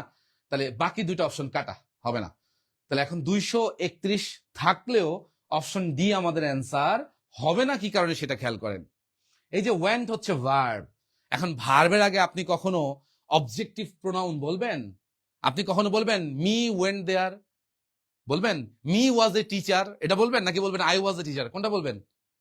অবশ্যই এটা বলবেন, তাই না? তাহলে আই ওয়েন্ট দেয়ার, এক্ষেত্রে অ্যান্সার হবে কোনটা? এ নাম্বার। আশা করি এই কনসেপ্টটা সবারই এখন মোটামুটি ক্লিয়ার হয়েছে। বেশ কিছু প্র্যাকটিস আমরা করলাম। এখন পরবর্তী বিষয় চলে আসেন। নেক্সট আমরা এখন একটু আলাপ করবো হচ্ছে রিলেটিভ প্রোনাউন নিয়ে, ঠিক আছে? আমরা প্রোনাউনের একটা কনসেপ্ট একটু আগে বুঝলাম, প্রোনাউনের আরেকটা বিষয় আমি যে বিষয়গুলো নিয়ে এখন আজকে আলাপ করছি, এগুলো হচ্ছে আপনাদের যে কোনো সরকারি চাকরি পরীক্ষার জন্য অনেক গুরুত্বপূর্ণ কিছু টাইপস, এবং আপনি এখান থেকে 100% কমন ম্যাক্সিমাম পরীক্ষাতেই পাবেন ইনশাআল্লাহ, ঠিক আছে? যেগুলো আমি আলাপ করছি ইনশাআল্লাহ কমন পাবেন। এখন আসেন রিলেটিভ প্রোনাউনটা কি সেটা নিয়ে আগে একটু বলি। ওকে, তারপরে আমরা বিষয়টা বুঝাচ্ছি। রিলেটিভ প্রোনাউনটা কি সেটা একটু কনসেপ্টটা ক্লিয়ার করি। ওকে, আসেন এই রিলেটিভ প্রোনাউন আসলে কি? রিলেটিভ প্রোনাউন বলতে আমরা ডব্লিউএইচ ওয়ার্ড যেগুলো আমরা বলে থাকি, যেমন দেখেন হু, তারপরে হচ্ছে হুইচ, এরপরে হুম, হোয়াট, ওয়েন বা হোয়ার, এই যে যতগুলো ডব্লিউএইচ ওয়ার্ড আপনি বলতেছেন নাকি, হ্যাঁ, এই ওয়ার্ডগুলো, আর তার পাশাপাশি হচ্ছে দ্যাট, এইগুলাকেই মূলত আমরা রিলেটিভ প্রোনাউন হিসেবে ব্যবহার করে থাকি বাক্যে, ঠিক আছে? রিলেটিভ প্রোনাউন হিসেবে ব্যবহার করে থাকি এইসব ওয়ার্ডকে। মূলত দুইটা বাক্যকে যুক্ত করার জন্য এই রিলেটিভ প্রোনাউন গুলো আমরা ব্যবহার করে থাকি, ঠিক আছে? Who, which, whom, what, when, where, that. এই দ্যাটটা মনে হয় একটু ব্যতিক্রম, আর বাকি যেগুলো আছে সবাই দেখতে পাচ্ছেন ডব্লিউএইচ ওয়ার্ড, রাইট? তো ডব্লিউএইচ ওয়ার্ড গুলোই মূলত কি রিলেটিভ প্রোনাউনের কাজ করে থাকে, ঠিক আছে? তো এখন আসেন এই রিলেটিভ প্রোনাউন গুলো খুব একটু দুষ্টু টাইপের হয় আর কি। কিরকম দুষ্টু টাইপের হয় খেয়াল করেন। আমি আপনাদের জন্য একটা কি বলে এটাকে কারেক্ট সেন্টেন্সের একটা কোয়েশ্চেন দিলাম, ঠিক আছে? সেন্টেন্স কারেকশনের একটা প্রশ্ন দিলাম। আমরা একটু ট্রাই করে দেখি যে এই দুইটা বাক্য স্ক্রিনে দেখতে পাচ্ছেন, এই দুইটা বাক্যের মধ্যে আপনাদের কাছে মনে হয় যে কোন বাক্যটা সঠিক। একটু চেষ্টা করে দেখে একটু বলেন তো যে কোন বাক্যটা আপনাদের কাছে সঠিক মনে হয়। আমি একটু আগে বলে দিই, একটু হিন্টস দিই, খেয়াল করেন। এই যে হু আছে, এই হুটা কিন্তু একটা রিলেটিভ প্রোনাউন। দেখেন দুইটা বাক্যের মধ্যে কিন্তু হু আছে। ধরেন এটা আপনার অপশন এ আর এটা হচ্ছে অপশন বি। তাহলে আপনি কোনটা চুজ করবেন? উপরেরটা ভাল লাগে না নিচেরটা ভাল লাগে, নাকি সেম ডিজাইনের অন্য আরেকটা দিব? এটা বলেন, ঠিক আছে? অনেক আপুরা বলে না যে আমাকে সেম ডিজাইনের মধ্যে অন্য কালারের একটা দেন, জাস্ট ওই কথাটাই বললাম আর কি। হ্যাঁ, তো বলেন তো এই দুইটার মধ্যে কোনো উত্তর আছে, সঠিক উত্তর আছে, নাকি সেম ডিজাইনের অন্য একটা কালারে দিব? বলেন, একটু কমেন্টস করেন। কোনটা ভাল লাগে? আচ্ছা, দুইটার মধ্যে কোনটা সুন্দর লাগে, মানে দেখতে সুন্দর লাগে, যদি দুইটা অপশন আকারে আপনার কাছে থাকলো, তাহলে কোনটা আপনি বলবেন? দেখেন উপরের বাক্যটাও আমার কাছে ভাল লাগে। হ্যাঁ, আমরা অনেক সময় আমাদের পরীক্ষার হলে গিয়ে কিন্তু আমাদের কি বলেন কমন সেন্স অনেক জেগে ওঠে, তাই না? যে কোনটা ভাল লাগে, কোনটা শুনতে ভাল লাগে। গ্রামারটা আমার না বুঝলেও, একটু কনসেপ্ট না বুঝলেও আমরা মানে মোটামুটি একটু চেষ্টা করি আর কি, যে মিলে কোনটা। হ্যাঁ, অনেক সময় দেখা যায় কি যেটা মিলে সেটার উত্তর হয় না, ঠিক আছে? মিলে কেন? কারণ আমি ভুল জানি বলেই মিলে না, ঠিক আছে? যাক, এখন চলে আসেন এটা যেটা বললাম উপরে বাক্যটা, the man who stole my bag was tall. যেই ব্যক্তিটা আমার ব্যাগটা চুরি করছিল সে ছিল লম্বা। আবার আমি যদি বলি দ্য ম্যান ওয়াজ টল, ওই মানুষটা ছিল লম্বা। হু স্টোল মাই ব্যাগ, যে আমার ব্যাগ চুরি করছিল। দেখেন দুইটা বাংলা মিনিং যদি আপনি চিন্তা করেন অনেকটা একই। দুইটার বাংলা মিনিং চিন্তা করলে কিন্তু একই হবে, কিন্তু বাংলা মিনিং একই হলেও এই দুইটা প্রশ্নের দুইটা অপশনের মধ্যে আসলে দুইটা মধ্যে যে কোনো একটা হচ্ছে কারেক্ট। মানে বাংলা সিনেমার গানের মতো হয়ে গেছে এরকম যে বিধি তুমি বলে দাও আমি কার, দুটি অপশন একটি উত্তরের দাবিদার, কিন্তু আপনাকে চুজ করতে হবে। বাংলা অর্থ অনেকটা কাছাকাছি হলেও ইংরেজি ক্ষেত্রে দুইটার মধ্যে যে কোনো একটা চুজ করতে হবে, এবং সঠিক বাক্য এখানে একটা আছে। এখন হচ্ছে একটু বলি কোনটা সঠিক। প্রথম যে বাক্যটা আপনি দেখতে পাচ্ছেন এই বাক্যটা আসলে সঠিক, ঠিক আছে। এখন প্রশ্ন হচ্ছে প্রথম বাক্যটা কেন সঠিক, দ্বিতীয় বাক্যটা কেন নয়। আচ্ছা প্রিয় ভাই আমার বোন আমার, খেয়াল করেন, আমি যদি আপনাদের প্রশ্ন করি যে এই যে বাক্যটা দেখতে পাচ্ছেন এই বাক্যে হু মানে রিলেটিভ প্রোনাউন হচ্ছে হু, তাই না? আচ্ছা এই হুটা বুঝাচ্ছে কাকে বলেন তো? ম্যানকে, ঠিক আছে, ম্যানকে বুঝাচ্ছে। তাহলে একটা কনসেপ্ট আপনাকে ক্লিয়ার রাখতে হবে, রিলেটিভ প্রোনাউনটা যাকে বুঝাবে, যার জন্য কাজ করবে। যেমন আপনি ধরেন বাস্তব জীবনে আপনি যার জন্য কাজ করবেন, যার মানে জন্য আপনি পরিশ্রম করতেছেন, আপনি তো তার কাছেই থাকতে যাবেন, তাই না? এটা তো নিয়ম। তো রিলেটিভ প্রোনাউন যাকে বুঝাবে, যেমন এই বাক্যে হুটা বুঝাচ্ছে ম্যানটাকে, এই হুটা ম্যানের পাশে আপনাকে বসাইতে হবে, ঠিক আছে। আর রিলেটিভ প্রোনাউন যাকে বুঝায় তাকে অ্যান্টিসিডেন্ট বলে। হ্যাঁ, শব্দটা হচ্ছে অ্যান্টিসিডেন্ট, অ্যান্টিসিডেন্ট, ঠিক আছে, অ্যান্টিসিডেন্ট। আবার পেপসুডেন্ট বললেন না কিন্তু, হ্যাঁ, অ্যান্টিসিডেন্ট। অ্যান্টিসিডেন্ট মানে হচ্ছে রিলেটিভ প্রোনাউনটা যাকে নির্দেশ করতেছে, যাকে বোঝাচ্ছে, তাকে আমরা কি বলবো? অ্যান্টিসিডেন্ট বলবো, ঠিক আছে। আচ্ছা তাহলে এখন আমাদের কি জানলাম আমরা, যে রিলেটিভ প্রোনাউন যার জন্য কাজ করে তাকে অ্যান্টিসিডেন্ট বলে। ওই অ্যান্টিসিডেন্টের পাশে আমাকে রিলেটিভ প্রোনাউনটাকে বসাইতে হবে, একদম কাছাকাছি, পাশাপাশি, লগে লগে রাখতে হবে, না হলে হবে না, ঠিক আছে। তাহলে এই ক্ষেত্রে এই কারণে দ্বিতীয় বাক্যটাতে দেখেন ম্যানের পাশে হু নাই, এই কারণে এটা উত্তর হয় নাই। এখন আসেন এই নিয়মটা তাহলে আমি আপনাদের একটু বলে দেই। এটা অবশ্যই জাস্ট এভাবে একটু নোট করে পরবর্তীতে রেখে দিবেন আপনি, যে রিলেটিভ প্রোনাউন অবশ্যই তার অ্যান্টিসিডেন্টের পাশেই বসবে, একদম সাথে অ্যাড করে বা লাগায়া লিখতে হবে, বলতে হবে, ঠিক আছে। তো আসলে আমরা কয়েকটা কোয়েশ্চেন সলভ করি, ঠিক আছে। দেখেন এই প্রশ্নটা যেটা দেখতে পাচ্ছেন আপনারা, এখানের মধ্যে কোনটা কারেক্ট সেটা আপনাকে খুঁজে বের করতে হবে। আপনারা একটু একটু খেয়াল করে দেখেন, এই চারটা অপশনের ভেতরে, চারটা অপশনের ভেতরে এই যে হু লেখা আছে, এই হুটা, এই হুটা বুঝাচ্ছে মূলত কাকে বলেন তো? এই হুটা বোঝাচ্ছে মূলত কাকে? ম্যানকে। এই ম্যানকে বোঝাচ্ছে, কারণ ওই ম্যানটাই হচ্ছে স্টোল, কি বলে, টল, অথবা ওই ম্যানটাই হচ্ছে কি ব্যাগটা চুরি করছে, তাই না? এখন এই হুটাকে আপনি বাক্যে রাখবেন কার পাশে? ওই ম্যানের পাশে। এখন প্রথম অপশনে দেখেন এই ম্যানের পাশে কি হু আছে নাকি অনেক দূরত্ব আছে?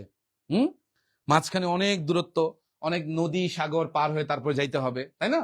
তো এই ক্ষেত্রে এটা উত্তর হবে না, কারণ আমরা জানি কি রিলেটিভ প্রোনাউন যাকে বোঝাবে মানে অ্যান্টিসিডেন্ট, ওই অ্যান্টিসিডেন্টের সাথেই তাকে লিখতে হবে। অপশন বিতে দেখেন এই যে দা ম্যান, এখানে হু দেখছেন, মাঝখানে কত নদী, কত জঙ্গল, কত কিছু পার হয়ে তারপরে যাইতে হবে, তাই না?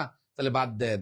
পরেরটা দেখেন অপশন সি, এখানেও সেম, নদী জঙ্গল সবকিছু পার হয়ে যাওয়ার দরকার নাই, রিলেটিভ প্রোনাউনকে রাখতে হবে তার জাস্ট অ্যান্টিসিডেন্টের পাশে, অথবা রিলেটিভ প্রোনাউন যাকে বোঝাচ্ছে তার একদম ইমিডিয়েট সাথে, ঠিক আছে। কারণ রিলেটিভ প্রোনাউন কাজ করে কার জন্য? তার অ্যান্টিসিডেন্টের জন্য, যাকে বোঝায় তার জন্য।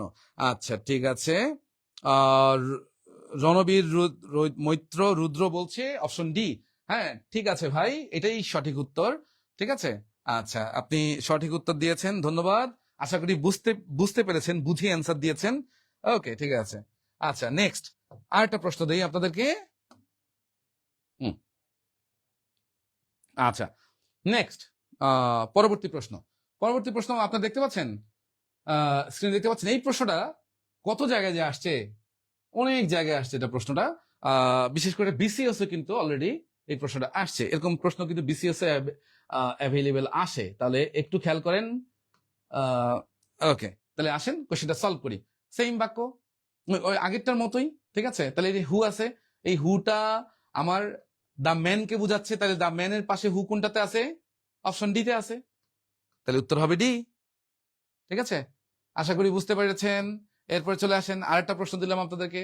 এখানে অবশ্য বাক্যগুলো অনেকটা কাছাকাছি, কিন্তু একটু চেঞ্জ করা আছে আর কি। এটাও অনেক জায়গায় আসছে অলরেডি বিগত বছরে, বিভিন্ন চাকরি পরীক্ষাও আসছে। তো এটাও সলভ করি, আসেন দেখেন পারেন কিনা।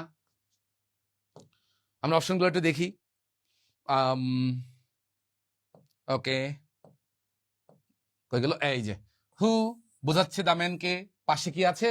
নাই, তাহলে বিদায়। এরপর চলে আসেন এখানে, এই যে হু, পাশে কি আছে? ওই যে মাঝখানে অনেক কিছু আছে, পাশে থাকতে হবে, কারণ কাছে থাকুন। আচ্ছা, তারপরে এরপরে হু দ্য ম্যানের পাশে আছে, তাহলে তো মোটামুটি ঠিকই আছে, তাহলে এটা রেখে দিলাম, এটা উত্তর হতে পারে। আচ্ছা, 4 নাম্বারটা, my office came to me who was tell, কি হু ওয়াজ টল, এটা আবার কেমন হইলো? My office came to me who was tall. যাই হোক, তো এখানেও কিন্তু এই হুটা ঠিক জায়গায় প্লেস করা হয় নাই, তো আলটিমেটলি উত্তর হচ্ছে আমাদের কোনটা? উত্তর সি। আর 4 নাম্বার অপশন তো ভুলভাল লেখা আছে। হ্যাঁ, মাই অফিস কেম টু মি, আমার অফিস আমার কাছে আসছে, এটা তার হতে পারে না, তাই না? আচ্ছা, তারপরে চলে আসেন নেক্সট। আর লাস্ট একটা প্রশ্ন আমরা এখান থেকে ট্রাই করি, দেখি একটু পারি কিনা। দেখেন, একটু চেষ্টা করে দেখেন, এই বাক্যের মধ্যে এই যে হু লেখা আছে, এই হুটা বোঝাচ্ছে কাকে? এই হুটা বোঝাচ্ছে কাকে? দা বয়কে। এখন দা বয়ের পাশে হু আছে কোনটাতে? প্রথমটাতে আছে? নাই। দ্বিতীয়টাতে আছে, এই যে মাঝখানে কত কিছু, আল্লাহ বাদ। আচ্ছা, পরেরটা এই যে হু আছে দা বয়ের পাশে, হ্যাঁ এটা হতে পারে, রেখে দিলাম। আচ্ছা, তারপর আচ্ছা অপশন ডি, এখানে হু কই? আই হাই, কিন্তু হু নাই। আবার ওয়াজ ডবল লেখা আছে, দা বয় ওয়াজ স্নেসিং। যা, দুষ্ট কোথাকার, এটা তো হয়ই না। ঠিক আছে, এটা তো এমনিতেই ভুল বোঝাই যায়। তাহলে আলটিমেটলি আমাদের উত্তর হচ্ছে কোনটা? সি নাম্বারটা। আশা করি বুঝতে পারছেন। ঠিক আছে, আশা করি বুঝতে পারছেন। যাই হোক, নেক্সট। ওকে, আমরা এখানে বেশ কয়েকটা প্রশ্ন আমরা সলভ করলাম। এই নিয়মে মানে অ্যান্টিসিডেন্ট কোথায় ব্যবহার করতে হয় সেই নিয়মে থেকে যদি প্রশ্ন আসে তাহলে অবশ্যই আপনি পারবেন। লাস্ট একটা প্রশ্ন আপনাদেরকে ধরতে পারি এখান থেকে, দেখেন তো এই প্রশ্নটা অ্যান্সার করতে পারেন কিনা, দেখেন পারেন কিনা। কিছু জিনিস আমাদের এমনিতে কনসেপ্ট আছে যে দ্য ম্যান যেহেতু ব্যক্তি, তার জন্য আমরা দ্যাট লিখবো না, এটা কাটা। দ্য ম্যান হুম হতে পারে, এই যে হু অথবা হুম, এই হু অথবা হুম দুইটাই কিন্তু ব্যক্তির ক্ষেত্রে হয়। হু অথবা হুম দুইটাই কিন্তু ব্যক্তির ক্ষেত্রে ব্যবহার হয়। ঠিক আছে, তবে একটা জিনিস এখানে খেয়াল করবেন, রণবীর মৈত্র রুদ্র বলছে অ্যান্সার সি। উত্তরটা আপনি সঠিকই বলছেন, কিন্তু কেন সঠিক হবে সি নাম্বার সেটা আমরা একটু জানি, ডিটেলস বুঝি, তারপর আমরা অ্যান্সার করছি, কেমন? আচ্ছা, তো এটা হুম হুম দিয়ে হতে পারে, এটা রেখে দিলাম আমরা অপশনটা। হ্যাঁ, আচ্ছা, অপশন সি তে চলে যান, এখানে হু দিয়ে লেখা আছে, এটা হতে পারে। আবার অপশন ডি তে দ্য ম্যান হুইচ দিয়ে লেখা আছে, এটা তো হবেই না। ঠিক আছে, এটাও কাটা। তাহলে এখন অপশন বাদ থাকলো বি আর সি। বি নাম্বার লেখা আছে হুম দিয়ে, আর সি নাম্বার লেখা আছে হু দিয়ে। একটা জিনিস খেয়াল রাখবেন, এই হু, মনে রাখবেন হু এর পরে সরাসরি কিন্তু ভার্ব থাকবে। ঠিক আছে, আর যেটা হুম, এই হুমের পরে আপনার সাবজেক্ট প্লাস ভার্ব থাকবে। ঠিক আছে, অর্থাৎ পিছনে দেখেন যদি সাবজেক্ট প্লাস ভার্ব থাকে তাহলে আমরা বলবো হুম দিয়ে, আর যদি শুধু ভার্ব থাকে একা তাহলে বলবো আমরা হু দিয়ে।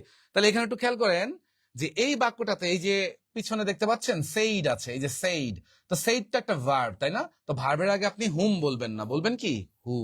ঠিক আছে, তাহলে উত্তর হবে কোনটা? সি নাম্বারটা। ঠিক আছে, আশা করি বুঝতে পারছেন, কনসেপ্ট ক্লিয়ার। তো যাই হোক, পরবর্তী টাইপসে আমরা চলে যাই। অ্যান্টিসিডেন্টের বিষয়টা নিয়ে আরেকটা প্রশ্ন আপনাদের জন্য, দুইটা প্রশ্ন, এই দুইটা প্রশ্ন আমরা একটু ট্রাই করি, দেখি। এখানে মাঝে মাঝে অনেকের ভুল হয়ে যায়, একটু বাক্যটা যদি এলোমেলো বা অন্য কিছু দেয় তাহলে সেক্ষেত্রে আরো ঝামেলা হয়ে যায়, কেমন? আচ্ছা, ঠিক আছে, তাহলে আসেন। এই যে প্রথম বাক্যটা যেটা দেওয়া আছে, এই বাক্যে এখানে কি অ্যাম হবে না ইজ হবে না আর হবে, কোনটা হবে? তো আপনার কাছে মনে হইতে পারে হুয়ের সাথে ইজটা ভালো মানায়, ঠিক আছে, ইজ দিয়ে ফেললেন, কিন্তু ইজ হবে না। এখন প্রশ্ন হচ্ছে এটা কেন হবে না, কি কারণে হবে না? এখানে একটা নিয়ম আমাদেরকে একটু জানতে হবে। মনে রাখবেন, এই যে রিলেটিভ প্রোনাউনটা যার পরে বসতেছে তাকে আমরা অ্যান্টিসিডেন্ট বলে ডেকে থাকি। এখানে আইটা হচ্ছে আমাদের অ্যান্টিসিডেন্ট, আবার পেপসোডেন্ট বলেন না কিন্তু, এটা অ্যান্টিসিডেন্ট। হ্যাঁ, আচ্ছা, দ্বিতীয় বাক্যে ওকে, ঠিক আছে, দ্বিতীয় আচ্ছা, অলরেডি মোসাম্মদ বর্ষা বলছে আই এম। আচ্ছা, ঠিক আছে, গুড, ঠিক আছে। এরপরে দেখেন হু, এই হু এর আগে লেখা আছে হি, এই হিটাই হচ্ছে এখানে হু এর অ্যান্টিসিডেন্ট। ঠিক আছে, আপনাকে দেখতে হবে যে এই রিলেটিভ প্রোনাউনের পর যখন আপনি ভার্ব দিবেন, রিলেটিভ প্রোনাউনের পর আপনি যখন ভার্ব দিবেন তখন অবশ্যই দেখতে হবে এই রিলেটিভ প্রোনাউনের আগে যে ওয়ার্ডটা আছে এটা কি দেওয়া আছে, এটা যা বলবে সেই অনুসারে আপনাকে ভার্ব বসাইতে হবে, ঠিক আছে? মানে এই রিলেটিভ প্রোনাউন গুলো নিজে বা একা ও কিন্তু কোনো সিদ্ধান্ত গ্রহণ করতে পারে না, ঠিক আছে? যদি আপনার রিলেটিভ প্রোনাউনের পর আপনাকে ভার্ব দিতে হয়, হ্যাঁ, রিলেটিভ প্রোনাউনের পর যদি আপনাকে ভার্ব দিতে হয়, এই ভার্ব দিতে গেলে আপনাকে খেয়াল রাখতে হবে সামনে কি আছে, সামনে কি আছে সেই অনুসারে ভার্ব দিবেন। যেমন একটু খেয়াল করেন, এখানে আছে হচ্ছে হি, এই হি এর জন্য আমরা কি দিব? এম দিব? আর দিব না, হি এর জন্য আমরা ইজ দিব, এই কারণে অ্যান্সার হবে ইজ। আচ্ছা ঠিক আছে, তারপরে প্রথমটা দেখেন, এই যে হু, এই হু এর আগে আছে কি? আই, আয়ের জন্য আপনি কি বলবেন? ইজ বলবেন না, আর বলবেন না, আয়ের জন্য আমরা কি বলবো? এম বলবো। তো আমরা কি বুঝলাম? রিলেটিভ প্রোনাউনের পরে যদি আপনাকে ভার্ব নিতে হয়, তার ইমিডিয়েট আগে কি আছে সেটা দেখতে হবে, তাই না? সেটা দেখতে হবে। যেমন ধরেন আমরা বাস্তব জীবনে থাকে না এরকম অনেক, যে আপনি একজনকে গিয়ে বললেন যে দেখেন আপনাকে আমার ভালো লাগে, ঠিক আছে?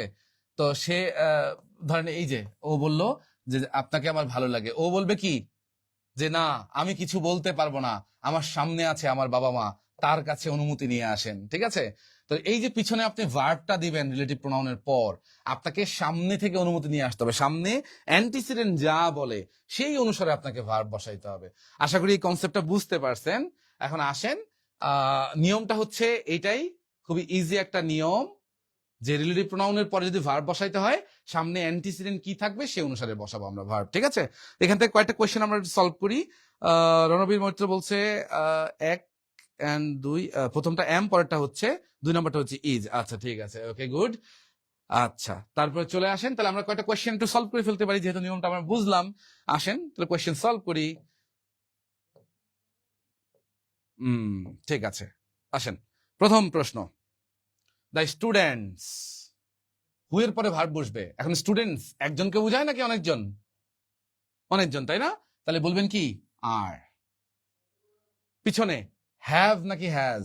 হ্যাজ হচ্ছে একজন আর হ্যাভ হচ্ছে অনেকজন, তাই না? আচ্ছা তাহলে এখন বলেন কোনটা দিবেন তাহলে?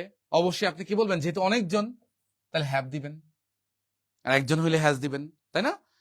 পরেরটা দেখেন, স্টুডেন্ট, দা স্টুডেন্ট মানে একজন, নির্দিষ্ট একজন, তাহলে ইজ, পিছনে ভার্ব দিবেন একজনের জন্য হ্যাজ, ঠিক আছে? আচ্ছা তারপরে 3 নাম্বার প্রশ্ন দেখেন। 3 নাম্বার প্রশ্ন, এই যে হু আছে, পরে ভার্ব বসবে কি? ওয়াজ নাকি ওয়্যার? সামনে আছে কি? দা বয়। দা বয় মানে কয়জন? একজন, এই কারণে আমরা বলবো কি? ওয়াজ, ঠিক আছে? তো আশা করি বুঝতে পারতেছেন। সেম ভাবে আমি আরো 2-একটা প্রশ্ন আপনাদের জন্য দিলাম। যারা এখন দেখছেন অথবা পরবর্তীতে দেখবেন, তাহলে অবশ্যই যখন যেটা দেখছেন ঠিক ওই মুহূর্তে কমেন্টস করবেন, কমেন্টস করে জানাবেন, চেষ্টা করবেন যে কতটুকু পারছেন, কেমন? আচ্ছা তাহলে 4 নাম্বার একটু ট্রাই করি, আসেন। 4 নাম্বারে কি লেখা আছে? যে ইট ইজ তানহা, ঠিক আছে? তানহা। আচ্ছা তো এরপরে হু এর পরে আমাকে ভার্ব লিখতে হবে, তাহলে তানহা কয়জন? একজন, একজন বুঝালে কি দিব? হ্যাজ, কেমন? আচ্ছা মোসাম্মদ বর্ষা বলছে 1 নাম্বারটা, 1 নাম্বারটা তো চলে গেছে, 1 নাম্বার তো আমরা করলাম। 2 নাম্বার ইজ। আচ্ছা কমেন্টস গুলো মনে একটু দেরিতে আসছে, যাই হোক থ্যাংক ইউ। রণবীর মৈত্র রুদ্র আচ্ছা লিখছে, ওকে ঠিক আছে, থ্যাংক ইউ। আচ্ছা তো তানহা একজন, তাহলে ভার্ব বলবো হ্যাজ, আর পিছনে কি বলবো? তানহা কি পুরুষ নাকি মহিলা? বেডা নাকি বেডি?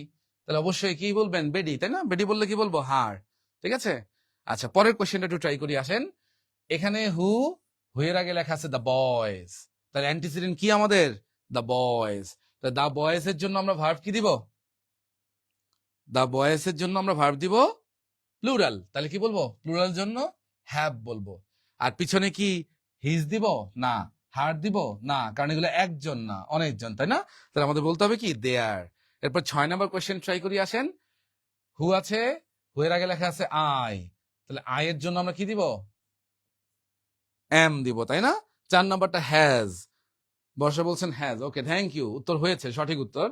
ওকে যাই হোক, আশা করি এই কনসেপ্টটাও মোটামুটি আমাদের ক্লিয়ার, ঠিক আছে? আচ্ছা নেক্সট। এখন আরেকটা গুরুত্বপূর্ণ প্রশ্ন, যেটা হচ্ছে আমাদের বিভিন্ন চাকরি পরীক্ষায় এই টাইপ থেকে কিন্তু মোটামুটি অনেক প্রশ্ন এসে থাকে। সেটা হচ্ছে এই অপশনে আপনি 4টা জিনিস পাবেন, ঠিক আছে? হু, হুম, হুইভার, হুমিভার, এই 4টা জিনিস আপনি অপশনে পাবেন। তো তখন আপনি অ্যান্সার কি দিবেন? আচ্ছা, রুদ্র বলছে 5 নাম্বারটা হ্যাভ। ওকে, থ্যাংক ইউ, উত্তর কিন্তু আপনার সঠিক হয়েছে। যাই হোক, ধন্যবাদ। আমরা মোটামুটি কোশ্চেনটা সলভ করে ফেলছি। এখন 6-এর উত্তর বলছেন এম। হ্যাঁ, 6-এর উত্তর এম ছিল। ওকে, থ্যাংক ইউ, হয়েছে। হ্যাঁ, ওকে, ঠিক আছে। আচ্ছা আচ্ছা আচ্ছা, বর্ষা উত্তর দিয়েছেন 5 নাম্বারটা। ওকে, থ্যাংক ইউ। আচ্ছা, ঠিক আছে। এখন আসেন নেক্সট। আমার কাছে কমেন্টস গুলো আমার একটু দেরিতে আসছে, হয়তো নেটের সমস্যার কারণে। আচ্ছা, ঠিক আছে, আমি এখন দেখলাম।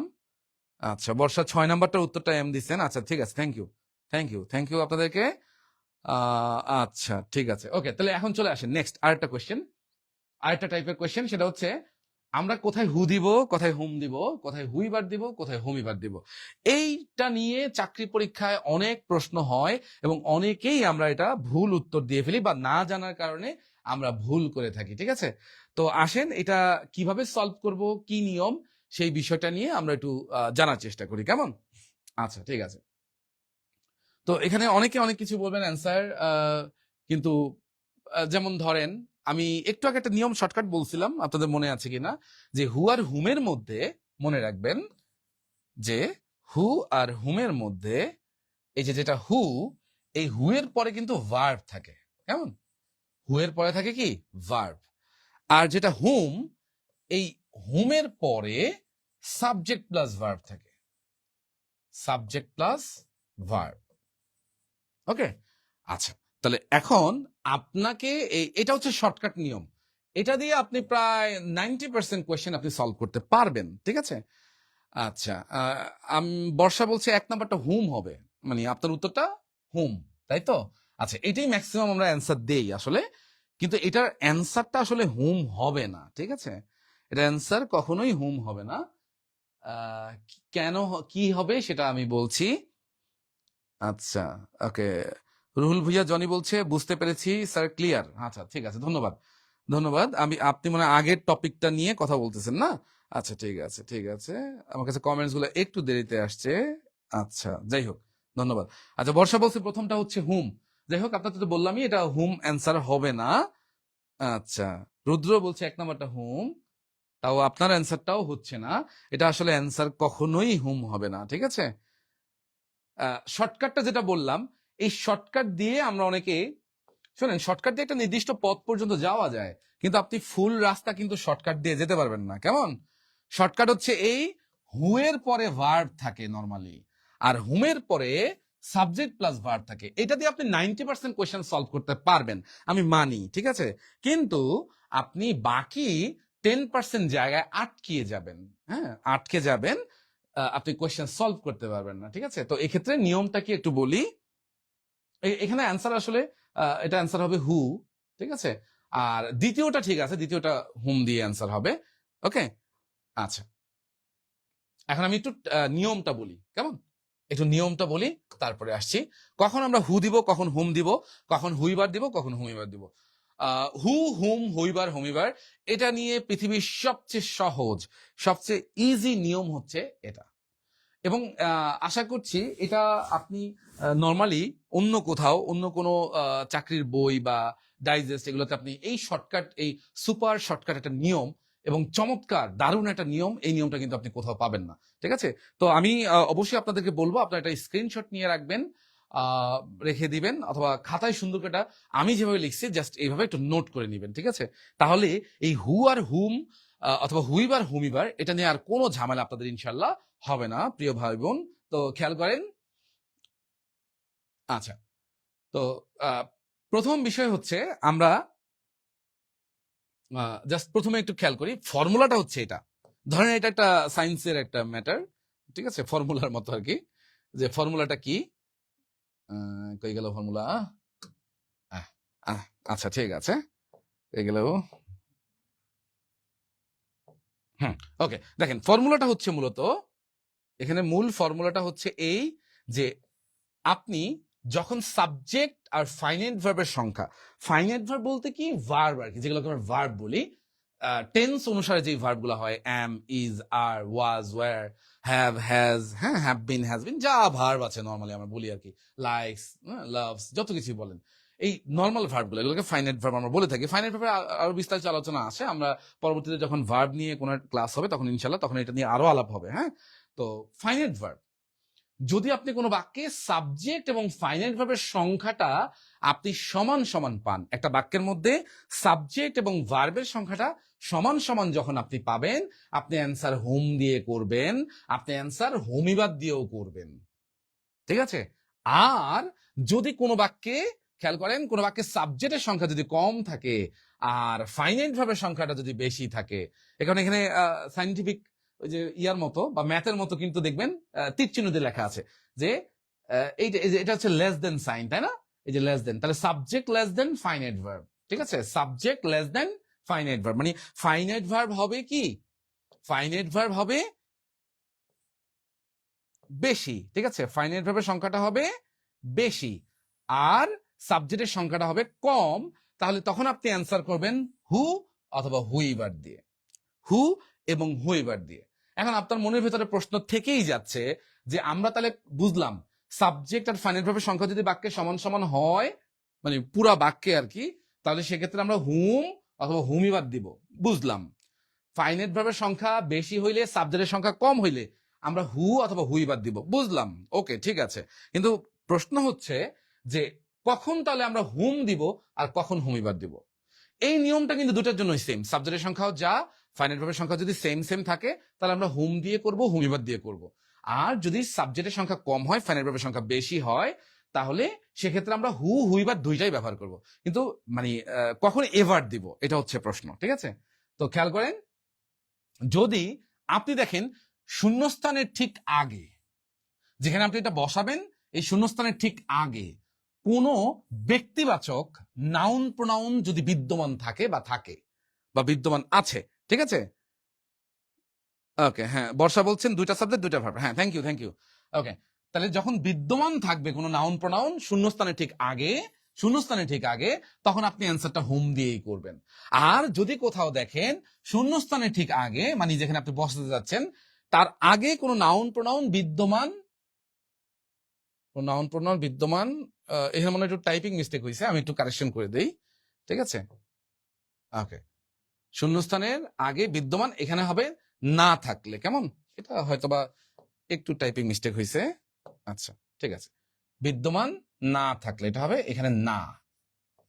আপনারা এখন এটা স্ক্রিনশট দিবেন এই অবস্থায়, এখানে একটু বাদ পড়ছিল এটা, হ্যাঁ, আগে কোনো ব্যক্তিবাচক নাউন প্রোনাউন বিদ্যমান না থাকলে, হ্যাঁ, এটা না থাকলে হবে, ঠিক আছে? ছোট্ট একটা মিস্টেক হয়েছে আগে, টাইপিং মিস্টেক। ওকে, তো না থাকলে তখন আপনি বলবেন কি দিয়ে, হোম এভার দিয়ে। সেম কথা আপনার হু হুইবারের ক্ষেত্রে প্রযোজ্য। কোনো বাক্যে আপনার, হ্যাঁ, কোনো বাক্যে সাবজেক্টের সংখ্যা ফাইনাইট ভার্বের সংখ্যা সমান সমান না হলে, মানে ফাইনাইট ভার্বের সংখ্যা বেশি হলে সাবজেক্টের সংখ্যা কম হলে, তখন আপনি হু হুইবার দিবেন। কিন্তু একটু খেয়াল করতে হবে শূন্যস্থানের ঠিক আগে যদি কোনো নাউন প্রোনাউন বিদ্যমান থাকে তাহলে আপনি বলবেন হু দিয়ে, আর যদি বিদ্যমান না থাকে তাহলে আপনি বলবেন হুইবার দিয়ে। আশা করি প্রিয় ভাই বোন বুঝতে পারছেন এই মানে কখন আমরা এভার অ্যাড করব, কখন আমরা এভার দিব না। এটা হচ্ছে আপনার হু হুম বোঝার জন্য সবচেয়ে সহজ এবং মানে একদম বোধগম্য একটা নিয়ম আমি যেভাবে উপস্থাপন করলাম, ঠিক আছে? ওকে, তো একটু কমেন্টস করবেন যে বুঝতে পারছেন কিনা বা বিষয়টা ক্লিয়ার কিনা, তাহলে আমরা এখন কোয়েশ্চেন সলভ করতে পারি। তাহলে আমাকে পুরো বাক্যটা দেখতে হবে সাবজেক্ট এবং ভার্বের সংখ্যা সমান সমান কিনা, ঠিক আছে? ওকে, আচ্ছা, আসেন তাহলে আমরা একটু কোয়েশ্চেন সলভ করি। হ্যাঁ, আচ্ছা, যেই প্রশ্নটা আপনাদেরকে দিলাম একটু আগে, জাস্ট ওই কোয়েশ্চেনটা আগে সলভ করি, তারপর বাকি প্রশ্নে যাচ্ছি। হ্যাঁ, আচ্ছা, একটু খেয়াল করেন, এই যে হি, এটা সাবজেক্ট, হেল্পস এটা হচ্ছে একটা ভার্ব, দ্য ম্যান এটা তো আর সাবজেক্ট না, এটা তো অবজেক্ট, তাই না? তাহলে এই যে আই, এটা একটা সাবজেক্ট, থিঙ্ক একটা ভার্ব, এরপরে ইজ আছে, এটাও কিন্তু আরেকটা ভার্ব। তাহলে একটু বাক্যটা খেয়াল করেন তো, একটা সাবজেক্ট তাহলে দুইটা সাবজেক্ট, ভার্ব এখানে একটা এখানে একটা এখানে একটা, তিনটা। তাহলে ভার্বের সংখ্যা কয়টা? তিনটা। সাবজেক্টের সংখ্যা কয়টা? দুইটা। তাহলে বলেন তো ভার্ব কি বেশি না? ভার্ব যখন বেশি হবে তখন আমরা অ্যান্সার কি দিয়ে করব? তখন আমরা অ্যান্সার করব হু দিয়ে। আচ্ছা, এখন আমার প্রশ্ন হচ্ছে আমরা কি হু দিব না হু এর সাথে একটা ছোট্ট করে এভার লাগাই দিব? বলেন তো। জাস্ট শূন্যস্থানের আগে দেখেন দা ম্যান, বলেন তো একটা ব্যক্তিবাচক নাউন প্রনাউন আছে নাকি নাই? আছে, তাই না? তাহলে যেহেতু আছে তাহলে আপনার এভার দেওয়ার দরকার নাই, তাহলে আপনি অ্যান্সার দিবেন হু। ঠিক আছে, আশা করি ক্লিয়ার। আচ্ছা, রণবীর, মৈত্র, রুদ্র বলছে ক্লিয়ার। আচ্ছা ঠিক আছে, থ্যাংক ইউ। আচ্ছা, সেম আমরা দ্বিতীয় প্রশ্নটা একটু সলভ করি। দেখেন, হি একটা সাবজেক্ট, হেল্পস একটা ভার্ব, দ্য ম্যান এটা অবজেক্ট, এটা গোনার দরকার নেই, পরেরটা চলে আসেন। এখানে আই একটা সাবজেক্ট, আই একটা সাবজেক্ট, এরপর সিলেক্টেড এটা হচ্ছে আরেকটা ভার্ব। তাহলে আমরা পাইলাম সাবজেক্ট কয়টা? এই দুইটা সাবজেক্ট, ভার্ব পাইলাম দুইটা। তাহলে সাবজেক্ট ভার্ব সমান সমান, তাহলে আমাদের অ্যান্সার করতে হবে হয় হুম না হলে হোম এভার। ঠিক আছে, তাহলে একটু তাকান তো, এই শূন্যস্থানের আগে দেখেন তো দ্য ম্যান আছে না, একটা নাউন আছে না, একটা ব্যক্তিবাচক নাউন যেহেতু আছে তাহলে এই ক্ষেত্রে আপনার আর এভার দেওয়ার দরকার নাই, তাহলে অ্যান্সার দিবেন কি হোম। আশা করি সবাই ক্লিয়ার, এটা বুঝতে পেরেছেন কোয়েশ্চেনটা। ঠিক আছে, আচ্ছা প্রথমটা অ্যান্সার হু হবে, বর্ষা বলছেন, হ্যাঁ থ্যাংক ইউ। রণবীর মৈত্র বলছে ক্লিয়ার, হ্যাঁ বুঝতে পেরেছেন, আচ্ছা ঠিক আছে, okay thank you thank you. আর দ্বিতীয়টার অ্যান্সার কি হবে একটু কমেন্টস করেন, যারা যুক্ত আছেন একটু কমেন্টস করে বলেন দ্বিতীয়টার অ্যান্সার কি হবে। দ্বিতীয়টার অ্যান্সার কি হবে? আচ্ছা হ্যাঁ, দ্বিতীয়টার অ্যান্সার তো আমি বললাম, সেটা হচ্ছে হোম হবে। Okay thank you. যাই হোক, হোম এভার হবে না। এখন আমি আরো দু একটা কোয়েশ্চেন আমরা আপনাদের এখান থেকে সলভ করাই, তাহলে পুরো কনসেপ্টটা ইনশাল্লাহ ক্লিয়ার থাকবে আপনাদের জন্য, কেমন? আচ্ছা ঠিক আছে, ওকে থ্যাংক ইউ। চলে আসেন নেক্সট, আরো কয়েকটা কোয়েশ্চেন এখান থেকে সলভ করি। এখানে আই সাবজেক্ট, নো একটা ভার্ব, দা বয় এটা তো অবজেক্ট হিসেবে আছে ভার্বের পরে। এখানে কামাল একটা সাবজেক্ট, এই যে টিচেস একটা ভার্ব, তাহলে সাবজেক্ট একটা দুইটা, ভার্ব একটা দুইটা, তাহলে সাবজেক্ট ভার্ব সমান সমান, তাহলে আমরা অ্যান্সার করব হুম অথবা হোম এভার। শূন্যস্থানে আগে দেখেন দা বয় কিন্তু আছে, তাই না? তাহলে এক্ষেত্রে এভার দেওয়ার দরকার নাই, তাহলে অ্যান্সার হবে হোম। ঠিক আছে, আচ্ছা দ্বিতীয় কোয়েশ্চেনটা একটু ট্রাই করেন তো সবাই। সেকেন্ড কোয়েশ্চেন, সেম প্যাটার্নের প্রশ্ন, দেখেন তো। আই সাবজেক্ট, নো ভার্ব, এখানে শারমিন সাবজেক্ট, ভিজিটস ভার্ব, দুটা সাবজেক্ট দুটা ভার্ব, এবং শূন্যস্থানের আগে দা ম্যান আছে, তাহলে অ্যান্সার হবে এটাও কি হোম। ঠিক আছে, আমি এখানে স্ক্রিনে যতগুলো প্রশ্ন দেখাচ্ছি আশা করি এখানে প্রতিটা প্রশ্নে আপনারা ইনশাল্লাহ সলভ করতে পারবেন। ঠিক আছে, তো এখানে বর্ষা বলছে যে ক্লিয়ার। ওকে ঠিক আছে বর্ষা, থ্যাংক ইউ। আচ্ছা ঠিক আছে, ওকে নেক্সট। পারবো ইনশাল্লাহ। আমি এখানে যে প্রশ্নগুলো দিলাম লাস্ট সবগুলা করবো, আরো দু একটা প্রশ্ন আমি একটু ডিফিকাল্ট থেকে দু একটা দেই নাকি? ওকে আচ্ছা, ডিফিকাল্ট বলতে আপনারা লাস্টেরটা 5 নাম্বারটা একটু করেন দেখি, ট্রাই করেন। 5 নাম্বার প্রশ্ন দেখেন তো ট্রাই করে পারা যায় কিনা। 1 নাম্বারটা হোম, ঠিক আছে বর্ষা, ঠিক আছে রুদ্র, ঠিক আছে আপনারা সঠিক বলেছেন। হ্যাঁ, 5 নাম্বারটা একটু ট্রাই করে দেখেন পারেন কিনা। 5 নাম্বার কোয়েশ্চেন, 5 নাম্বার কোয়েশ্চেন, হ্যাঁ 5 নাম্বার প্রশ্ন। ওকে আচ্ছা দেখেন তাহলে 5 নাম্বার প্রশ্ন, এখানে আমরা সাবজেক্ট ভার্ব গুনে ফেলি। এখানে এই একটা সাবজেক্ট, এই একটা কি হলো এটা, এই একটা সাবজেক্ট, হ্যাঁ ঠিক আছে, এই একটা সাবজেক্ট, এই একটা ভার্ব, ঠিক আছে, এরপরে এই যে আরেকটা সাবজেক্ট, এই যে আরেকটা ভার্ব, এবং এখানে আরেকটা ভার্ব আছে, রাইট? তাহলে সাবজেক্ট কয়টা হইলো? সাবজেক্ট হইলো একটা দুইটা, আর ভার্ব কয়টা হইলো? এই একটা এই একটা এই একটা, তিনটা ভার্ব দুটা সাবজেক্ট। তাহলে আমার লজিক্যালি অ্যান্সার কি দিয়ে হবে? অ্যান্সার হবে হুম দিয়ে, না আচ্ছা হু দিয়ে। আচ্ছা এখন হু হবে না হু এবার হবে? 3 নাম্বারটা বলছেন হু, হ্যাঁ ঠিক আছে থ্যাংক ইউ, 3 নাম্বারটা হুই হবে। 5 নাম্বারটা কি হবে একটু ট্রাই করেন। তাহলে শূন্যস্থান আগে দেখেন দা অথর, সাবজেক্ট কিন্তু আছে, একটা নাউন আছে, ঠিক আছে, যেহেতু নাউন আছে তাহলে কিন্তু আর আমাদের হু এভার দেওয়ার দরকার নেই, অ্যান্সার হবে হু। আশা করি বুঝতে পেরেছেন। ধরেন কথার কথা আমি আপনাদেরকে এই উপরে যে প্রশ্নটা দিয়েছি, এই প্রশ্নটা যদি এই দা বয়টা না লিখে দিতাম, কেমন? ধরেন এইটা নাই, ঠিক আছে, ধরেন এখানে দা বয়টা লেখা নাই, তাহলে এখন একটু প্রিয় ভাই বোন বলেন তো যে যদি এই বাক্যটা এইটা লেখা থাকে যে আই নো কামাল টিচেস, তাহলে অ্যান্সার কি দিবেন আপনারা? যদি দা বয় থাকতো তাহলে অ্যান্সার হচ্ছে কি হুম। এখন যদি দা বয় না থাকে, মানে কোনো নাউন প্রোনাউন না থাকে, তখন আপনি অ্যান্সার কি দিবেন? ওকে, থ্যাংক ইউ সঠিক উত্তর দেওয়ার জন্য। অ্যান্সার হবে হোম এভার, কারণ সামনে নাউন প্রোনাউন না থাকলে তখন আমরা এভার দিব। আশা করি সবাই ক্লিয়ার বিষয়টা। তো যাই হোক, আমরা পরের টাইপসে চলে যাই।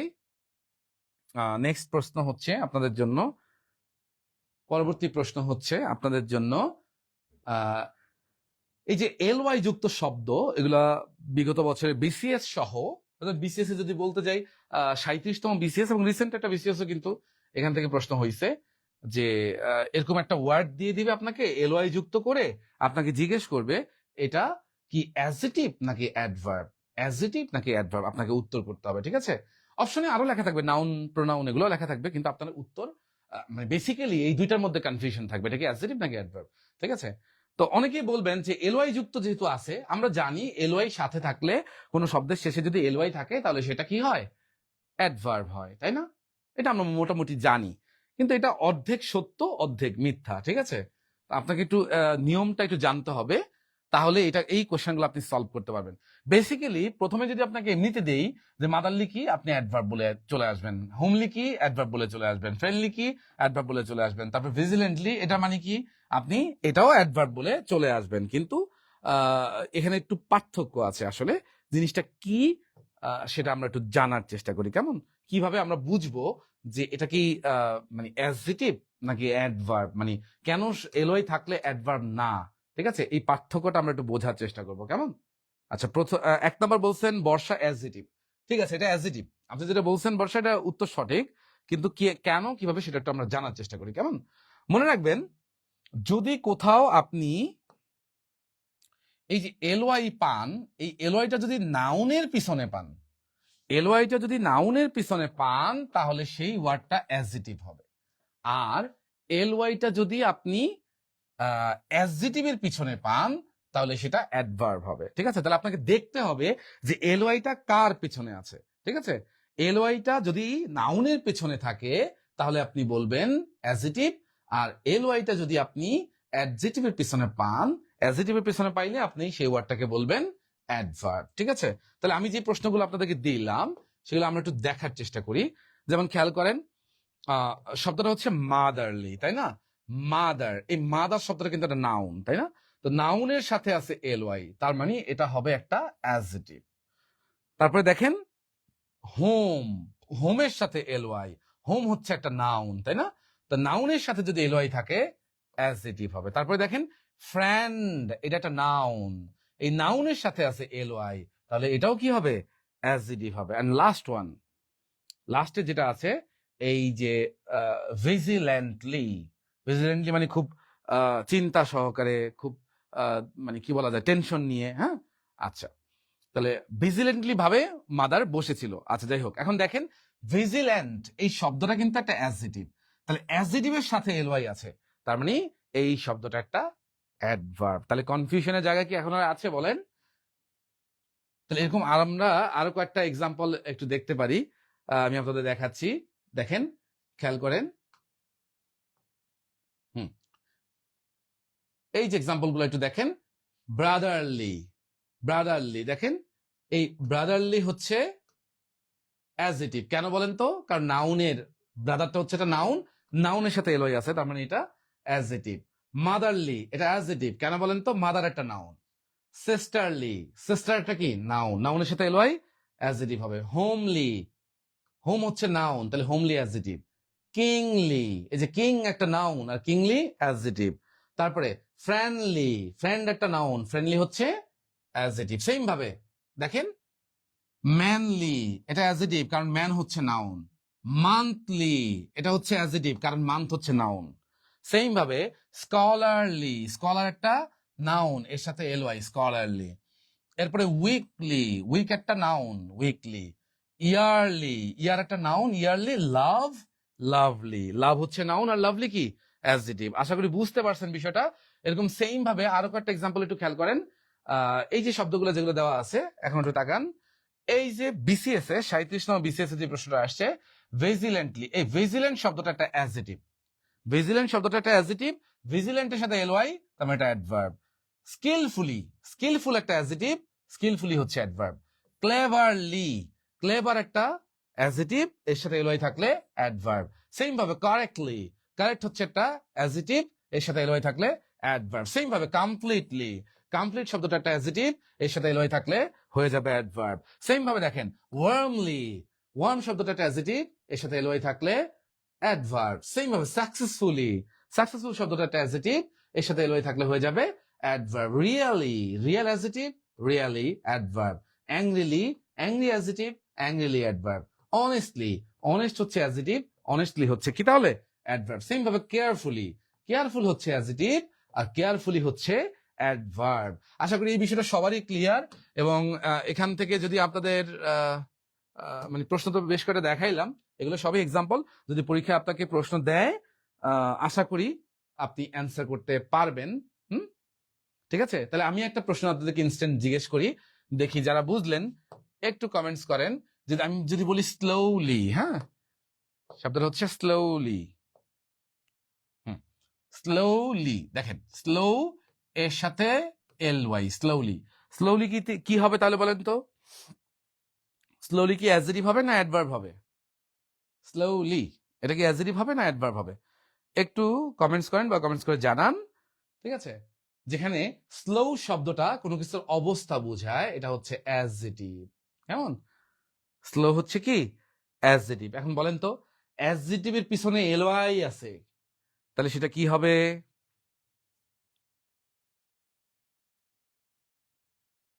আচ্ছা ঠিক আছে, থ্যাংক ইউ, অ্যাডভার্ব হবে। ওকে ঠিক আছে, ওকে। তো যাই হোক, আমরা পরের টাইপসে যাই। আরো কিছু গুরুত্বপূর্ণ বিষয় দেখেন, আমি এই যে প্রশ্নটা আপনাদেরকে দিলাম।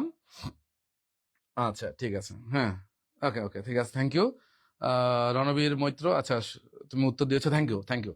ওকে, তাহলে আরেকটা টাইপসে আমরা চলে যাই। দেখেন, খেয়াল করেন, এখানে এই যে বাক্যটা দেখতে পাচ্ছেন, এরকম একটা বাক্য আপনাকে পরীক্ষায়, চাকরি পরীক্ষায় দিয়ে আপনাকে প্রশ্ন করলো যে বলেন তো এই যে কামাল ওয়েন্ট আপ, এই আপটা মানে আন্ডারলাইন করা ওয়ার্ডটা একটা কি?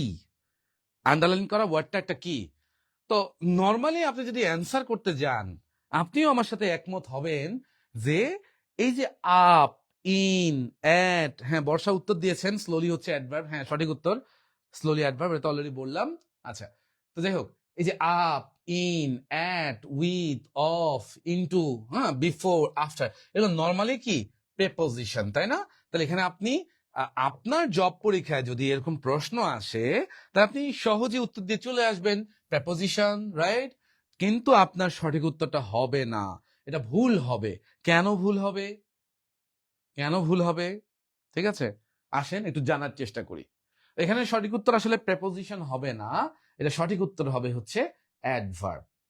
তাহলে আমরা যেটা জানলাম যে ইন, অ্যাট, আপ, উইথ, এগুলা তো প্রেপোজিশন, কিন্তু এখানে প্রেপোজিশন হইল না কেন, সেটার ব্যাখ্যাটা জানি, তারপরে এই কোশ্চেনটা আমাদের জন্য একদম সহজ হয়ে যাবে। কেমন?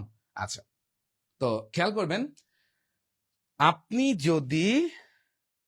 যদি আচ্ছা, 1 নম্বর রণবীর বলছে একের উত্তর সি। আচ্ছা ঠিক আছে, ওকে ঠিক আছে, আচ্ছা ঠিক আছে। তো যাই হোক, বিষয়টা খেয়াল রাখবেন, বাক্যের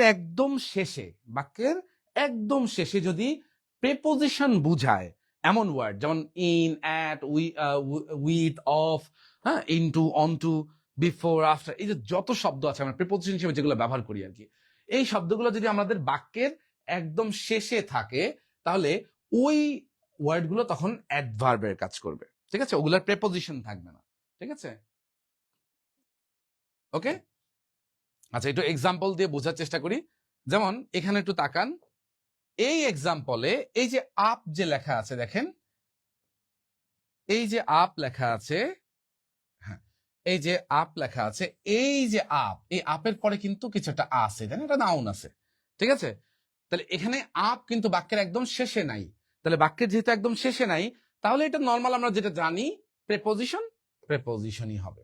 ঠিক আছে, যেমন এটাকে জাস্ট আমি একটু মজা করে বলি, খেয়াল করেন, যেই হাজবেন্ডের ওয়াইফ মরে যায়, যখন একা হয়ে যায়, হ্যাঁ, তাকে কি আর আপনি হাজবেন্ড বলবেন? তখন বলেন, তাই না? তখন আপনি তাকে প্রিপোজিশন বলবেন না। যেই প্রিপোজিশনের পরে কিছু নাই, একা বসে আছে সে বাক্যের শেষে, তাকে আপনি আর প্রিপোজিশন বলবেন না। যেমন এখানে এটা প্রিপোজিশন, কোনো আপত্তি নাই, কিন্তু আগের প্রশ্নটা একটু খেয়াল করেন। এই যে এই বাক্যটা যেটা আছে, এই বাক্যে দেখেন আপ একদম শেষে, মন খারাপ করে একদম বাক্যের শেষে বসে আছে। ওর কি নাই? কোনো কিছু নাই পিছনে। ও হতাশ, ও হতাশায় বাতাসা খাচ্ছে, তাই না? তো ও এখানে আর প্রিপোজিশনের কাজ করবে না, ঠিক আছে? ও কি হবে? অ্যাডভার্ব হয়ে যাবে। তাহলে বাক্যের শেষে যদি প্রেপোজিশন থাকে, সেটা প্রেপোজিশন নয়, সেটা অ্যাডভার্বে রূপান্তর হয়। তো আশা করি বিষয়টা বুঝতে পারছেন। একদম সহজ একটা ট্রিক্স, খুব চমৎকার একটা বিষয়। বাক্যের শেষে প্রেপোজিশন থাকলে, যেমন এখানে আপ একদম বাক্যের শেষে, এটা হবে অ্যাডভার্ব। আশা করি ক্লিয়ার, বুঝতে পারছেন।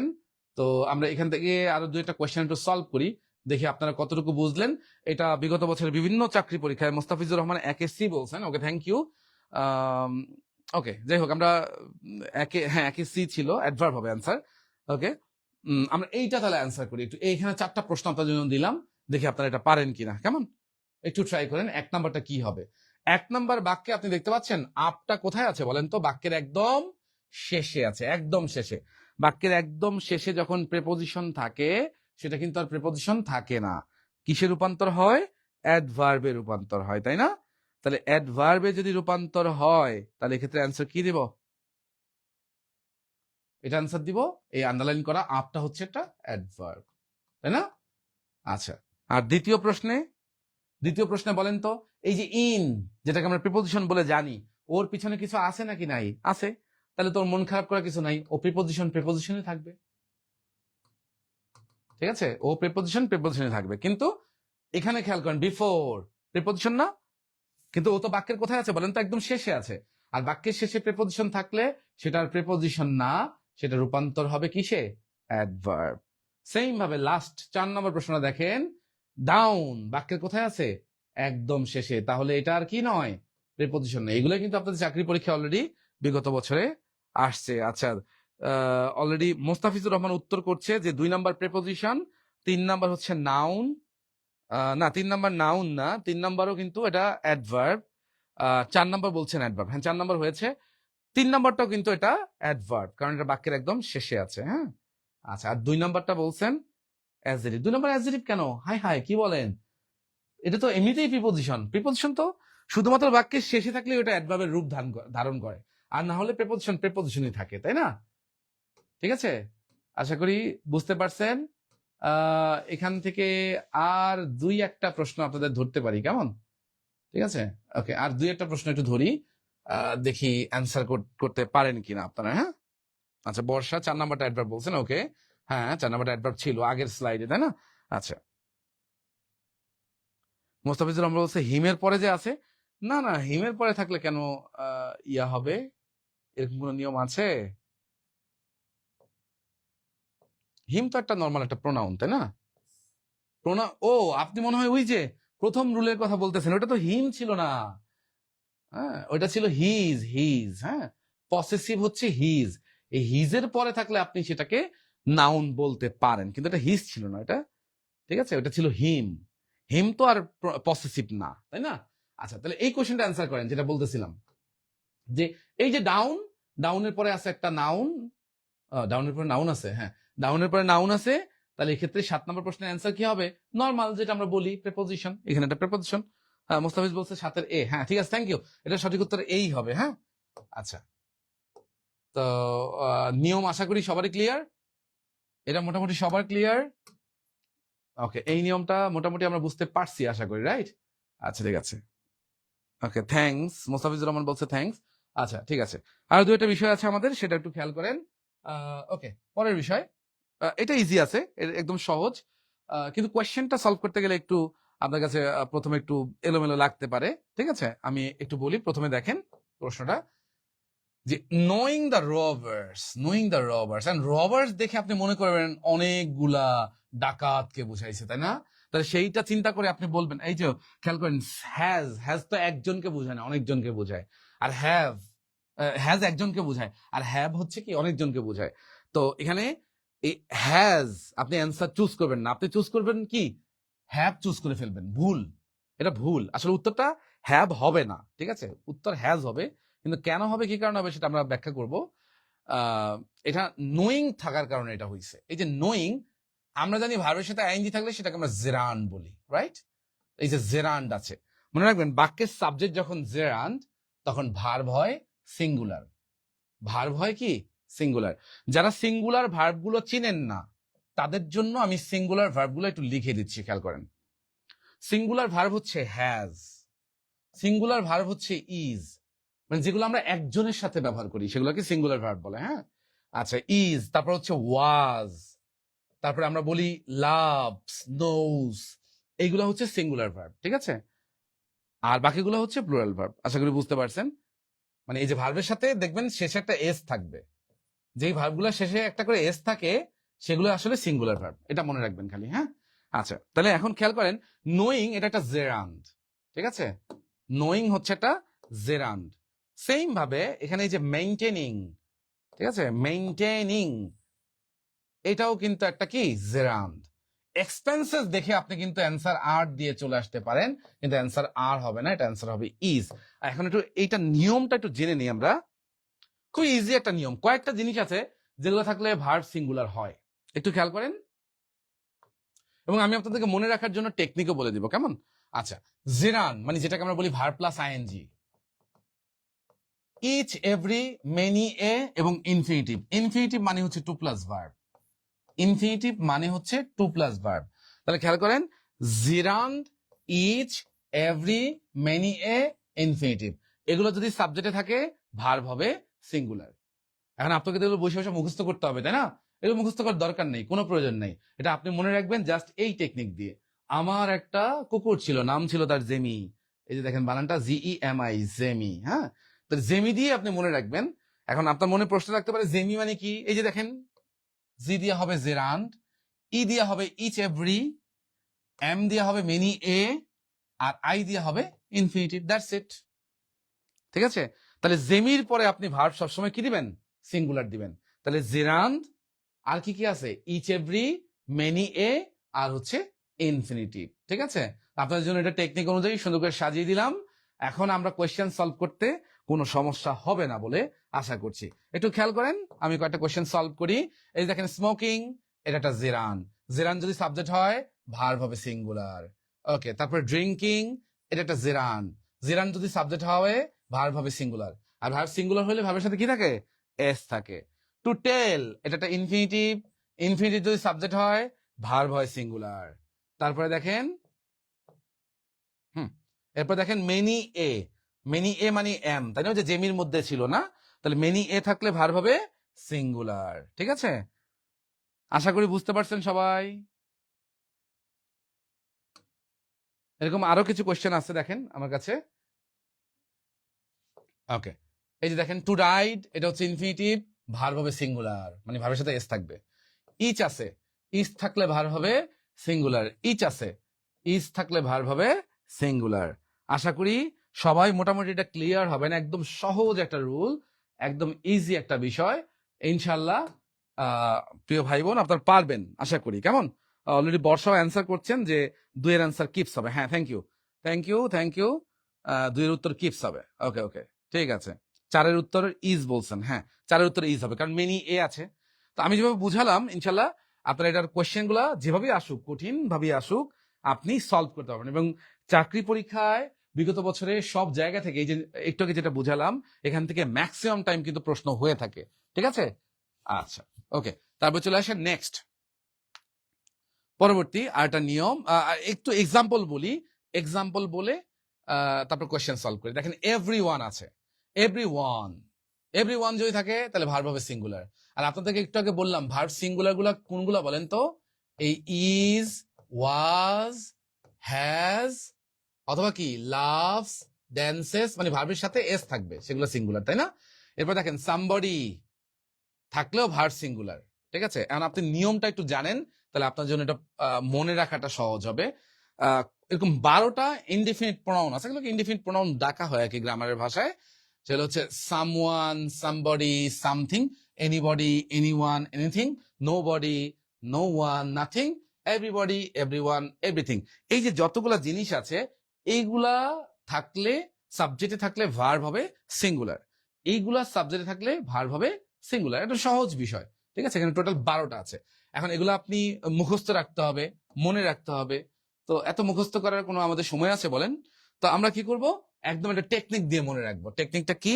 আপনি জাস্ট এইটুকু মনে রাখবেন যে সানি প্লাস বট, সানি প্লাস বট থাকলেই আপনি ভার্ব সিঙ্গুলার দিবেন।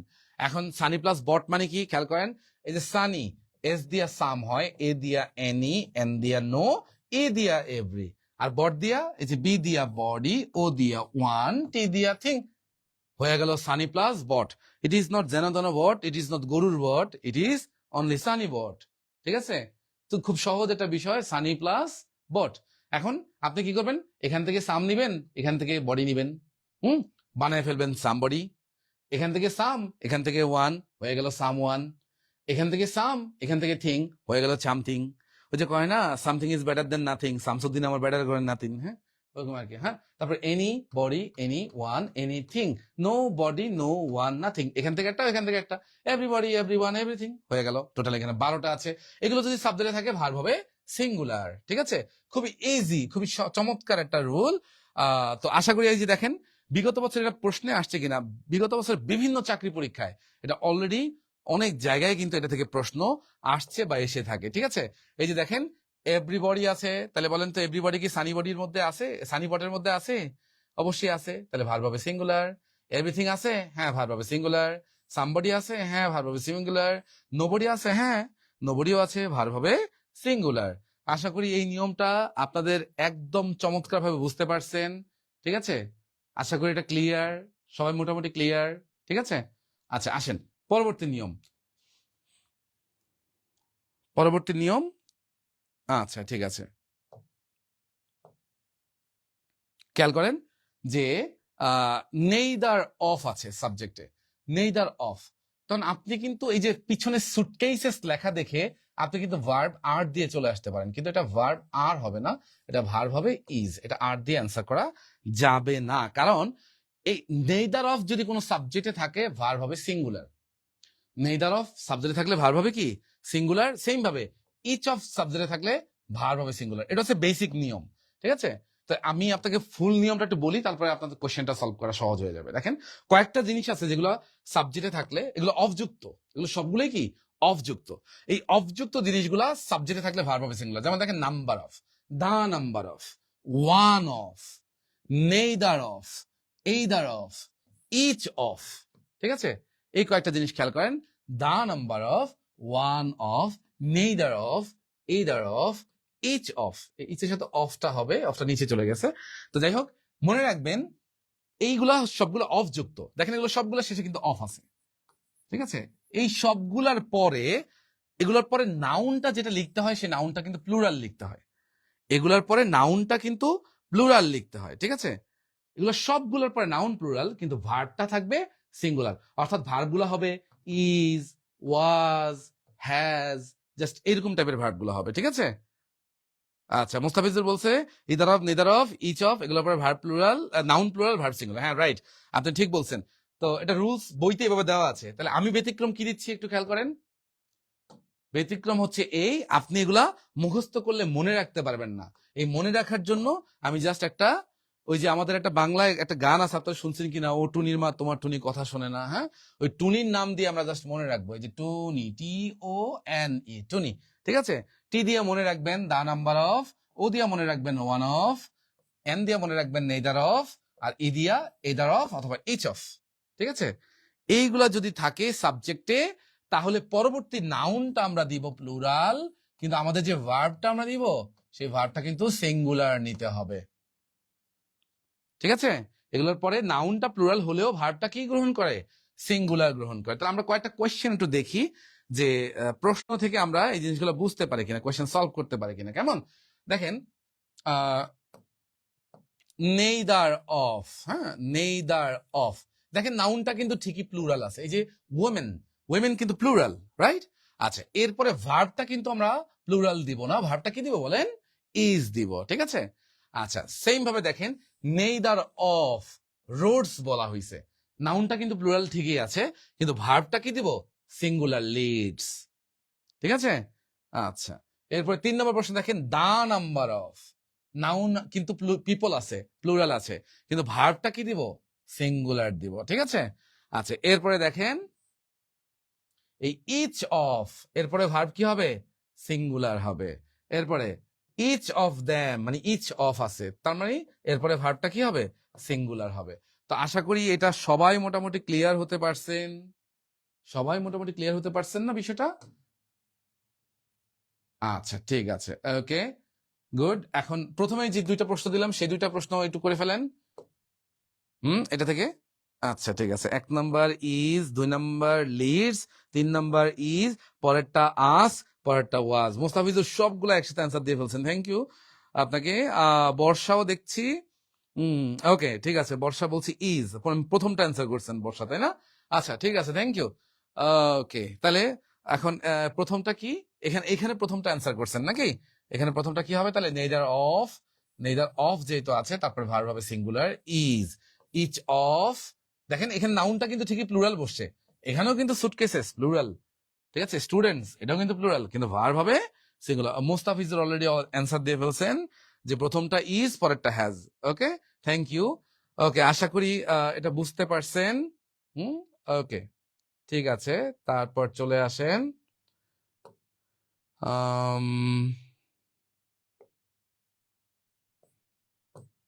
ওকে, তো মোটামুটি আমরা আজকের যতটুকু করলাম আমরা প্রায় ইনশাল্লাহ শেষের দিকে, ঠিক আছে। তো আশা করি আমরা যে বিষয়গুলো নিয়ে আলাপ করলাম অলরেডি সেগুলো সবগুলোই আপনাদের ক্লিয়ার আছে।